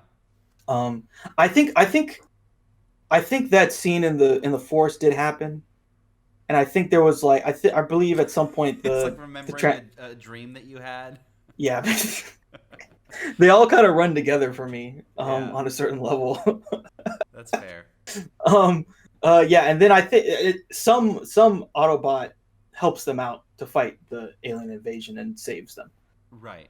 I think they were trying to do something, maybe harvest the planet or some kind of shit like that, you know. Or terraform it into another one of theirs. Yeah. Terraform Earth. I think that was the one with like the ancient. Yeah. The ancient. Wasn't there like a scene where they went to the pyramids or something like that? I think the pyramids might have been the previous movie. Okay. Pyramids, I think for sure the pyramids were in the other movie because that was the one where they're in the desert and Megan Fox is in it and she like trips over or something and comes up and it's completely in slow motion as she comes up out of the sand and she's wearing white jeans and it like the sunshine like radiates off of her ass. And then we come to the front and we see that like all of her makeup is like fucking pristine after like running from these Transformers, you know, and it's just like the most supermodel shot of all time. Yeah. It's just total I hate it, man. I total love it. Total Bayisms. I love it, but I hate it. That was the one total where I was just Bayisms. like she takes a like face into the sand and then she comes up and her lipstick is just fucking radiating and I'm okay, all right. Okay, Michael Bay. Okay. Yeah, but yeah. So this movie, Dark of the Moon, is absolutely ridiculous. I mean, the story, the narrative of the plot is incomprehensible. All I remember is the fucking love triangle. Yeah, and that's it. It is incomprehensible. Yeah. It's incomprehensible. Yeah. There's no there. It's just a series of scenes. And some of them were really good. Like, that Chicago stuff is great. Some individual scenes are good. Really good. Really good. But yeah, that one stuck out to me because I remember seeing that sequence where I'm telling you, it's in that movie where this Decepticon is killing people, hunting them down and murdering them. I have to go back and look at it. It's a CGI robot is fucking murdering people. That's cool. And it's almost like they threw it in there. They just threw it in there. Like someone thought this up. It's like, hey, remember the Decepticons are bad. They're in this movie too. And it's like it just the way that they edit it, it's just like flashes of these like really in successive shots. And it's just like guy gets killed, guy running, turns around, boom, gets killed, guy doing something, the fucking thing breaks through a window, jumps on him, kills him, and it's just like, what the fuck is going on? Now, so is that are you gonna just put that in your top 5? Yeah, that's my 5. Cool. That's it. Yeah, it's got moments. Now, real quick, we're almost at 2 hours, but I do want to pick your brain about this. Do you think he's made 5 of those? Do you think? Because I think there were rumors that they were going to make another one, or it was in production or something. Yeah. Do you think he's going to make it? Do you think there's going to be a 6 Transformers? Well, they've rebooted it and they've kind of moved away from him. So they did a movie Bumblebee. Oh, I believe Travis Knight directed it. correct. I know that it exists. I haven't watched it, but what? That's pretty much a reboot. Oh, It's pretty good. Yeah, oh yeah, because so that movie takes place in the 80s, and the first scene of that movie is really good. It's on Cybertron, and it's the Cybertron Civil War. Ooh. So it's a reboot. In the Bay movies. Yeah, we didn't, which sucked. I mean, that scene in Bumblebee is like worth the movie. It's so good. Wow. Okay. But they've totally kind of rebooted it, and they've gone away from him. Oh, okay. So they're okay. Because I thought that he was still gonna stay on to do another one. I think he'll probably produce them, but I think they've decided. So here's what would here's how a possibility could come up. Let's say they do another movie, it doesn't do as much as they wanted, then they can maybe go back to Michael Bay and say, okay, do the next movie with us. Okay, but they're gonna. Basically, what you're saying is we're gonna see Transformers movies until the end of fucking time. Got it. Yeah. I mean, look, they're gonna do another G.I. Joe movie. And that franchise is like, why? I think the last one was in 2013 or something. And none of them were great. None of them are great. No. G.I. Joe, the none first one was one of those movies. It was like Six Underground. I couldn't finish it. I could not finish it. Yeah, I think I did finish it, but the only thing I remember about that movie is Marlon Wayans. And there's a scene where there's a scene where like Marlon Wayans is like they suit him up and they got to do this fight or whatever, and they're like fucking jumping around on a car chase like they're couldn't do it like they're on like stilts or some shit, like doing doing. Couldn't do it. Couldn't do it. Too much. It's too much for me. It is a truly baffling. Garbage. I couldn't do it. Truly baffling franchise. Then someone, oh my god, and then the second fucking movie. I like the second movie. That shit is insane. That's the so one. Cobra becomes president. Yeah. And then they use a railgun, which to explain what this is. So you have a thing orbiting in space that shoots a projectile to Earth that creates an impact tremor that is more powerful than a nuke. They nuke London in this movie. Whatever, dude. There's like a whole scene in the mountains where they're like zip lining a fucking body across the mountains. I mean, it's amazing. That movie's memorable though. Oh, very. Right? And that movie, you'll actually the third act, and it becomes fucking Die Hard. It's amazing. Yeah, that movie, like the first one is not good. That one, at least, it's like I couldn't finish it. Yeah.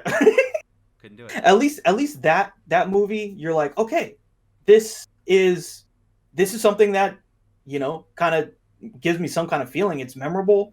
It's cool. The action's cool. Who's the guy who played the villain? I forget. He's a really well-known British actor. Yeah, I don't. Price. Jonathan Price. Oh, is that his name? Oh, yeah. It was the guy from fucking Game of Thrones or whatever. Yeah. Yeah. I think his name's Jonathan Price. Yeah, he was nominated last year. Yeah. He's super fun. He's like, dude, I'm doing it. I'm hamming it up. I'm going there. This is a G.I. Joe movie. Fuck it. Here we go. And it's memorable. It's cool. Yeah. It's kind of fun. I mean, that scene where he tells the world he's gonna nuke London. Oh my god, dude. Oh yeah. He's twirling his mustache. Like twice the damage, none of the fallout. I want to believe that Hollywood is still going to be making these, but right now all I see is just Marvel movies and the occasional Greyhound that goes to Apple TV. So I don't know. We'll see. Yeah, cool. I think that's a wrap. We covered a lot this time. Yeah, we did. That's a lot of timestamps. Yeah, a lot of timestamps. This will probably be like multiple things. It'll be like the Greyhound. Oh, sure. The Navy stuff, and then the Michael Bay stuff. In-depth Michael Bay discussion, yeah. Yeah. All right, cool. Well, thanks a lot, everybody. So we'll see you next week. I think next week. So you're excited about seeing The Tax Collector, right? Oh, I'm so It stoked. comes out next week. Okay, we'll do it. So next week we're gonna review The Tax Collector. We'll do it. I'm The stoked. Shia LaBeouf. I'm not sure who else is in it, but like they got a lot of cool Hispanic actors in this movie. Yeah. Actually, David George Lopez Ayer. is in it. Yeah, David Yeah. Ayer he's the guy. And I haven't looked at it, but I'm willing to put money on the fact that Jay Hernandez is in this movie. I don't know if he is, but just based on the history. Yeah. He Yeah. put him in So that'll be Bright, our dude. He put him in Bright.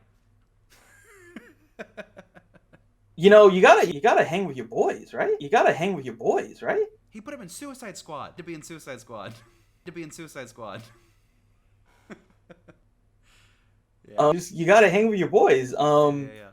What's his name? Gotta forget his name. The guy who made Slither. I'm forgetting his name now. James Gunn. James Gunn. He always actor. Michael Rooker.